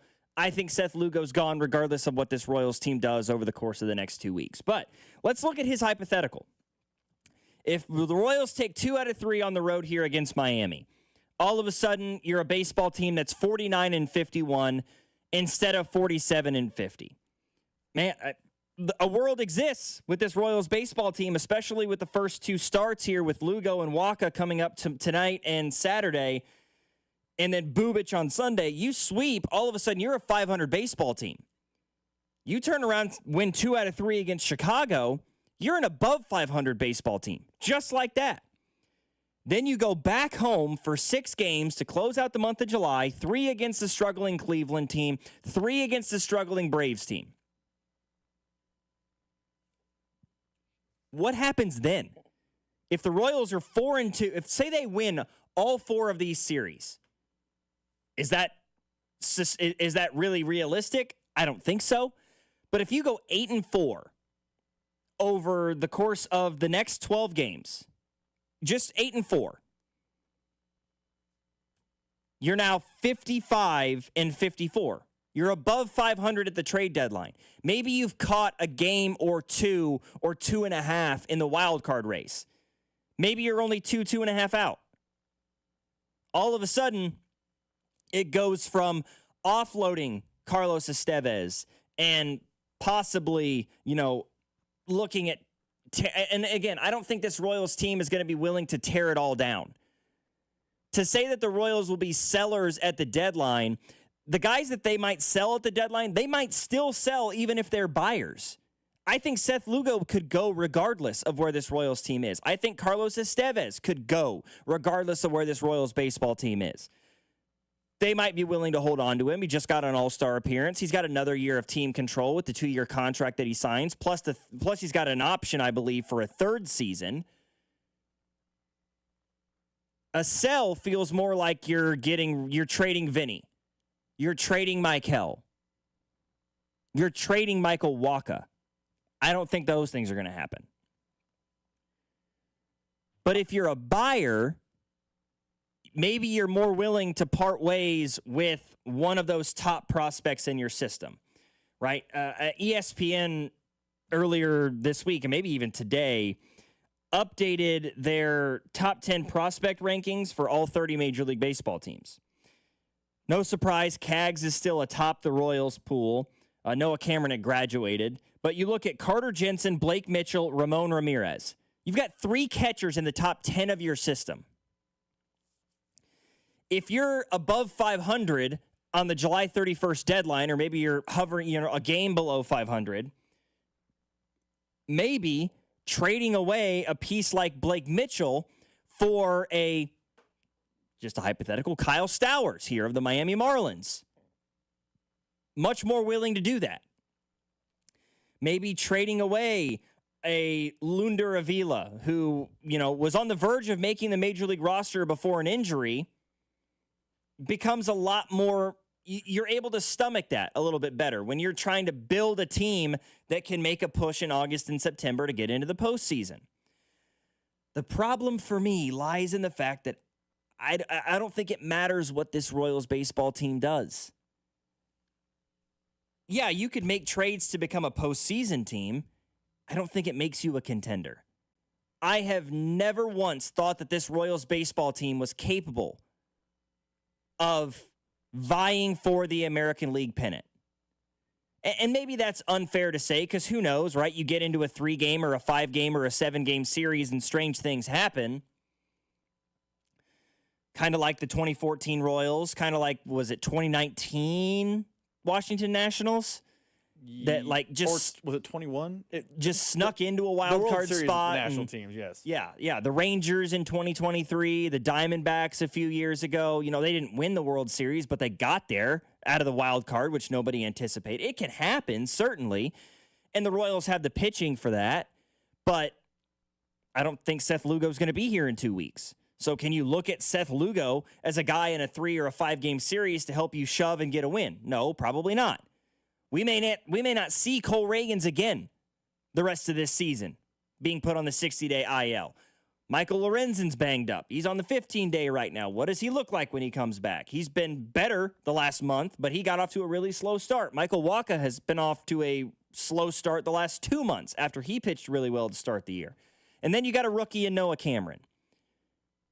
And an all-star in Chris Bubich, who has absolutely burst onto the scene. This Royals team is in a really, really weird spot to me, where I don't think that they are going to be big-time sellers at the deadline because that means getting rid of guys that are beloved by the franchise, outside of Lugo and Estevez, which makes sense to deal off. I don't see them being big-time buyers at the deadline either, because buyers typically want prospects back in return. You're not going to trade Seth Lugo for a guy that can contribute to your lineup in the outfield and in the batter's box day after day. Because the teams that are selling a guy like that are not buying a 2-month rental. They're not buying Carlos Estevez either. This Royals team is kind of caught between a rock and a hard place a little bit. And if they're willing to trade away prospects, if they have a good 2 weeks here, then yeah, maybe so. I don't know.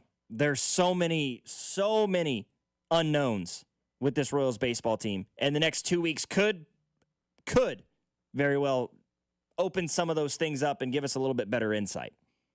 Let me ask you a question, because I agree with you. The most likely outcome is the outcome no Royals fan wants.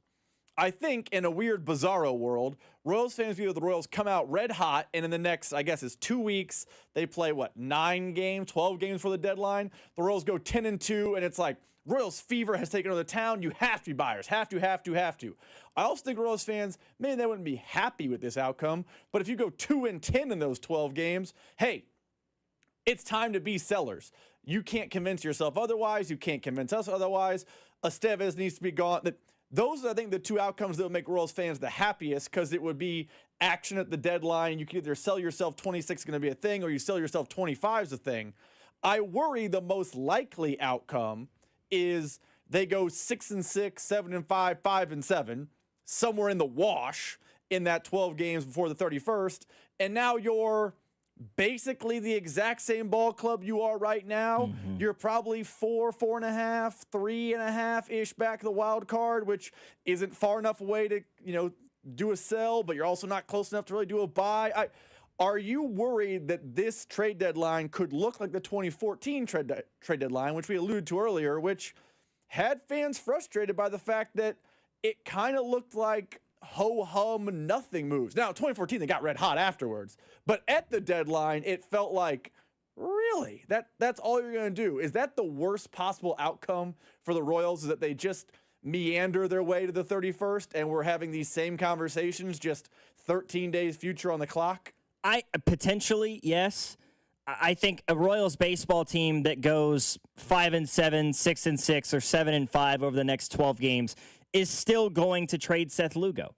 I think no matter what happens, the Royals could go 12-0 in the next 12 games. Still think Seth Lugo is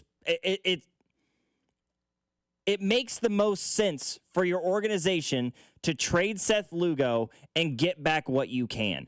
Because 3 months from now, Seth Lugo will not be a member of the Kansas City Royals. He will be signing a 3-year, $80 million, $75 million, $85 million, whatever, right? Some $25 to $30 million deal with some major organization in baseball. It's going to be the Mets. It's going to be the Padres. It's going to be the Yankees or the Red Sox or, God forbid, the Dodgers, because they seem to have a money printing machine in the basement of that clubhouse, and they're not telling the IRS about it. Holding on to him for the possibility of 2 months, when I don't believe you're a team that can win an AL pennant, that's not for the betterment of your baseball team this season or in the future, and certainly not for in the future. So, I mean, no, I don't think that. I mean, this Royals baseball team could go 12-0 and be buyers, and that's great. They could go 0-12 and be sellers, and okay. 6-6, 7-5, I still think you're a seller. I still think Lugo goes. I think Estevez is a viable option. His trade value is immensely high right now. You still have another high-leverage arm that you can justify sliding back into a closer role in Lucas Erceg, a position he's accustomed to because that's where he was last year at this time. Royals picked him up from the A's and immediately slid him into the closer role. There you go. And then Taylor Clark or Schreiber becomes your 8th inning guy instead of it being Erceg and Estevez. Your bullpen will take a hit, certainly. But as good as this bullpen is, you're not going to win an AL pennant. Not with the way the Tigers are playing, not with how the Yankees are shaping up right now and the way that Aaron Judge is hitting and Max Fried's pitching. I just don't see it. The Astros have gone on to a torrid pace here in the last month and a half. The Mariners are a good ball club. You're not a team that's going to win a World Series this year. You're not.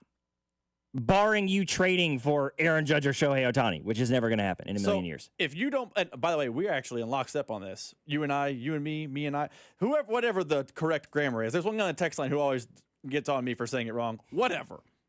It doesn't matter. We see it the same way. I don't believe the Royals are World Series good right now. I think if they made the postseason, they could win a series, maybe 2, because they have the pitching. But eventually, they're going to run into a team that can hit, and they're in trouble. So if you and I are seeing the same way, do you think the dumbest possible outcome, let's not do the worst, the dumbest thing to do is be a buyer? Because if it's July 31st, the Royals are basically this ball club still. I'm not saying they go 12-0 or something crazy, and it's like, oh, man, watch out. They're this ball club. If it's July 31st and we get the ESPN alert, hey, Jeff Passan, the Royals have traded Carter Jensen, I think I might lose my mind. Blake Mitchell or Ramon Ramirez, one of them can go. They're single-A players. They're not making the ball club until 28 at the earliest, probably. I'm more open to that. But if I get a ding that's like, oh, Lucinder Avila, despite his injuries, is out, or they traded Carter Jensen for a player this year, I think I would be frustrated because they would be buying on a team that I think is at everything going absolutely correct, a CS ceiling, which is great, but how much are you robbing the future for one CS? Because I felt like last year's team was probably CS ceiling. They fell short. This year's team feels worse, and maybe if they get hot, they're in the same ballpark. I don't want to see them be buyers, and by buyers, I mean a mega trade. If they trade for Paul DeYoung or Tommy Pham or, Brian Reynolds, just thinking of random, little, small piece moves, I won't be angry. But if they're hemorrhaging a Carter Jensen type, I think I'd be frustrated. Would you feel that same way, knowing that you just said you don't think they're World Series good? To trade away a guy like Carter Jensen would probably put me in an anaphylactic shock. Trading away somebody, like you said, a Blake Mitchell, honestly, trading away somebody like Lunder Avila wouldn't hurt me. For me, it's all dependent on who you trade for. We know J.J. Piccolo, and this is something earlier this week he was on with Cody and Gold, and when he talking about what he's looking for in guys they can trade for. The preference is always to have control. I mean, that more years of control certainly benefits your organization. But when it comes down to it, who are the pool of players that are actually going to be traded? and what did their contracts look like? And when we get to that moment, I can better answer, a rental player is all that's available. But you always set your sight, at least we do, on players that have more than a year of control. That was what we followed last year. Doesn't mean that's what we're going to do this year, but so much of it depends on the pool of players that are available that will help us shape that answer. So, if we're looking at it from the perspective of you trade away a Carter Jensen or a Ramon Ramirez or a Lunda Avila or even like say like a David Shields, and you get back an outfield bat, a left fielder, primarily, optimally, and that left fielder has team control through 2028. I have no problem with that. If the Royals make a trade and they package 2 of their top 10 prospects and maybe a third that's just hovering outside the top 20 for a guy like Kyle Stowers, who's got 3, 4, 5 years of team control left, fantastic. But if you're trading away a Blake Mitchell or a Ben Caderna for a rental, for a 2-month rental, yeah, I'm going to go out of my mind about that decision. At the end of the day, I would have no issue with the Royals still putting themselves in a position to be buyers at the deadline if they have a ho-hum 500 next 12 games here as we approach the deadline, as long as that player they acquire is an MLB-ready bat with team control with this team. That's all I'm looking for. Team control.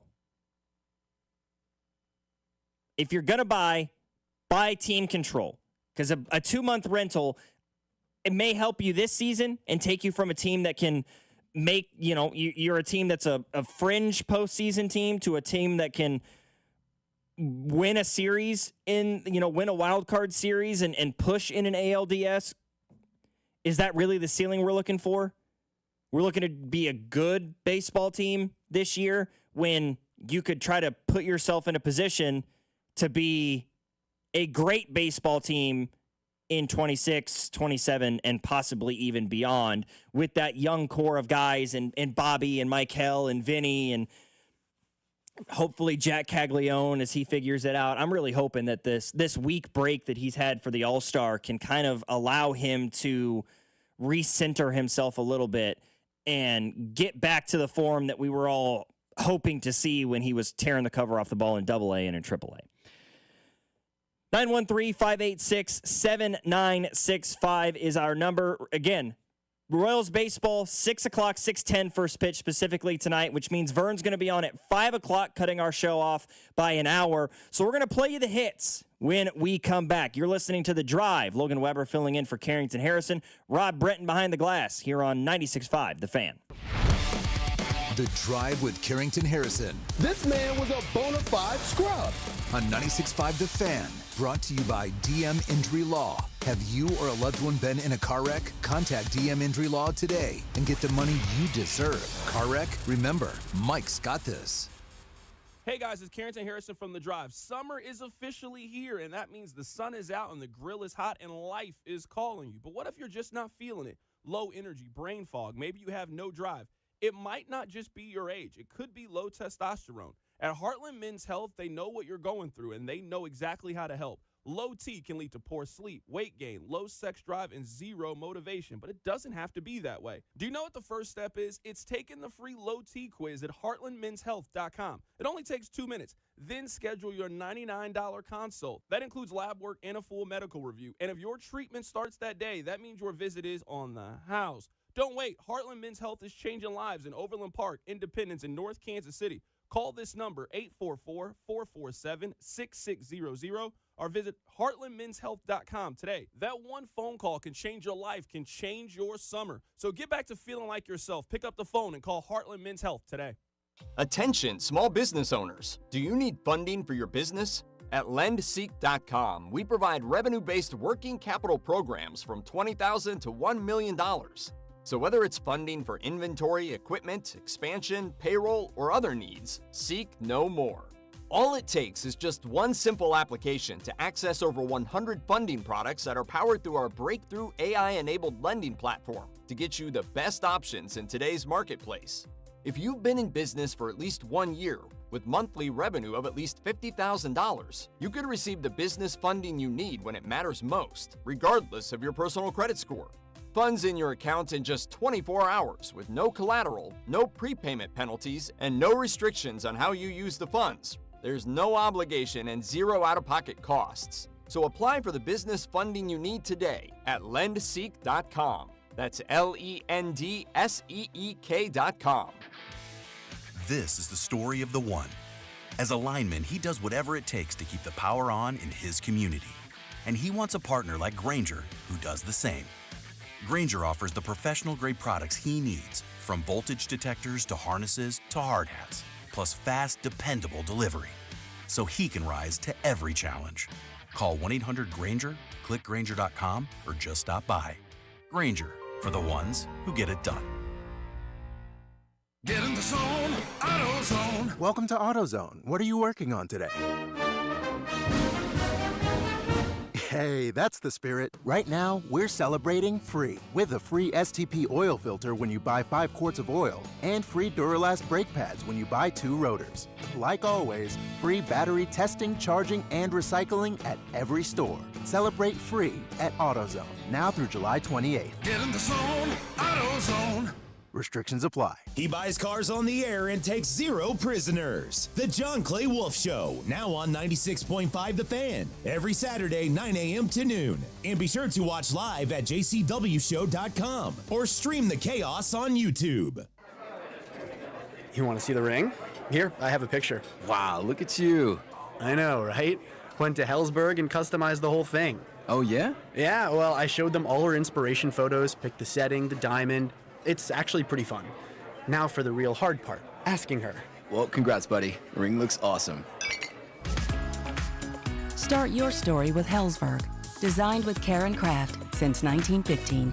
Shop in store or at hellsberg.com. Ahoy, mateys! Set your course for Harris, Kansas City on Saturday, July 26th, where over $100,000 in prizes are waiting at our treasure chest drawing. One lucky winner will take home $50,000 in cold, hard cash. And every 15 minutes, you could snatch up to $2,500 in free play. Plus, earn 5-time extra entries every Saturday night through July 26th to boost your odds of striking gold.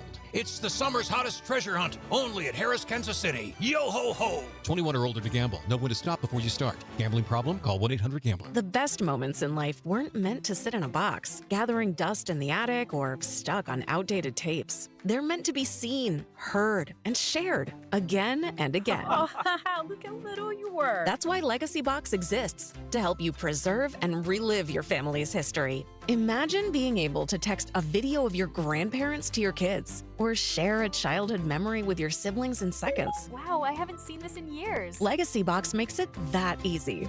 Just fill your Legacy Box with all your analog media. Send it to our headquarters in Tennessee, where we digitize everything by hand. And in just a few weeks, we'll send back your originals, digitized, preserved, and stored in the cloud, so you can easily stream, download, and share your memories. Anytime, anywhere. Join the millions of families that have trusted Legacy Box. Go to legacybox.com/value for 50% off. That's legacybox.com/value for 50% off. This is the story of the one. As a lineman, he does whatever it takes to keep the power on in his community. And he wants a partner like Grainger who does the same. Grainger offers the professional-grade products he needs, from voltage detectors to harnesses to hard hats, plus fast, dependable delivery, so he can rise to every challenge. Call 1-800-GRAINGER, click Grainger.com, or just stop by. Grainger, for the ones who get it done. Get in the zone, AutoZone. Welcome to AutoZone. What are you working on today? Hey, that's the spirit. Right now, we're celebrating free with a free STP oil filter when you buy 5 quarts of oil and free Duralast brake pads when you buy 2 rotors. Like always, free battery testing, charging, and recycling at every store. Celebrate free at AutoZone, now through July 28th. Get in the zone, AutoZone.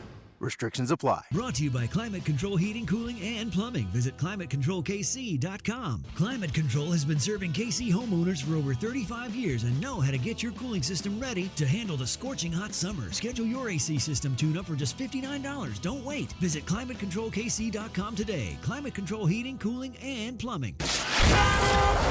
Here's traffic, brought to you by DM Injury Law. Have you or a loved one been in a car wreck? Contact DM Injury Law today and get the money you deserve. Car wreck? Remember, Mike's got this.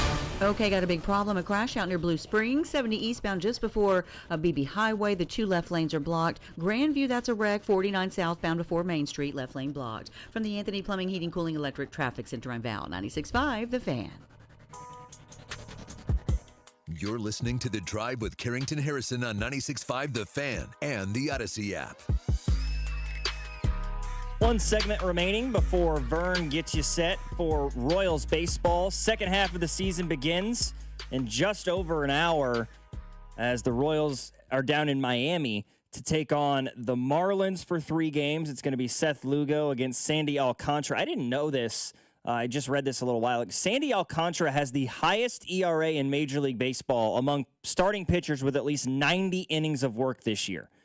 Far cry from the guy that won the NL Cy Young just a couple of seasons ago. But remember when he was the hot name this offseason? Everyone's like, oh, when are the Marlins going to deal Alcantara? Is it before the season? Is it spring training? Like, I remember heading into opening day, a conversation among Major League Baseball types was, how long before the Marlins eject on Alcantara? I think the answer now is they're not this season. I mean, who wants him? I mean, maybe someone takes him, but ERA of 7, you're not taking him. Sounds like there's still a market for him, at least according to ESPN's Jeff Passan, but certainly not the trade value that you would have seen 3 or 4 months ago if the Marlins would have just pulled the trigger during the offseason or even during spring training on a guy like Alcantara. All right, Rob, let's close out the show with the hits. Your workday is over. You're headed home, and now you're stuck in traffic. Time to get caught up on the biggest stories in Kansas City and around the country with CDOT and Rob.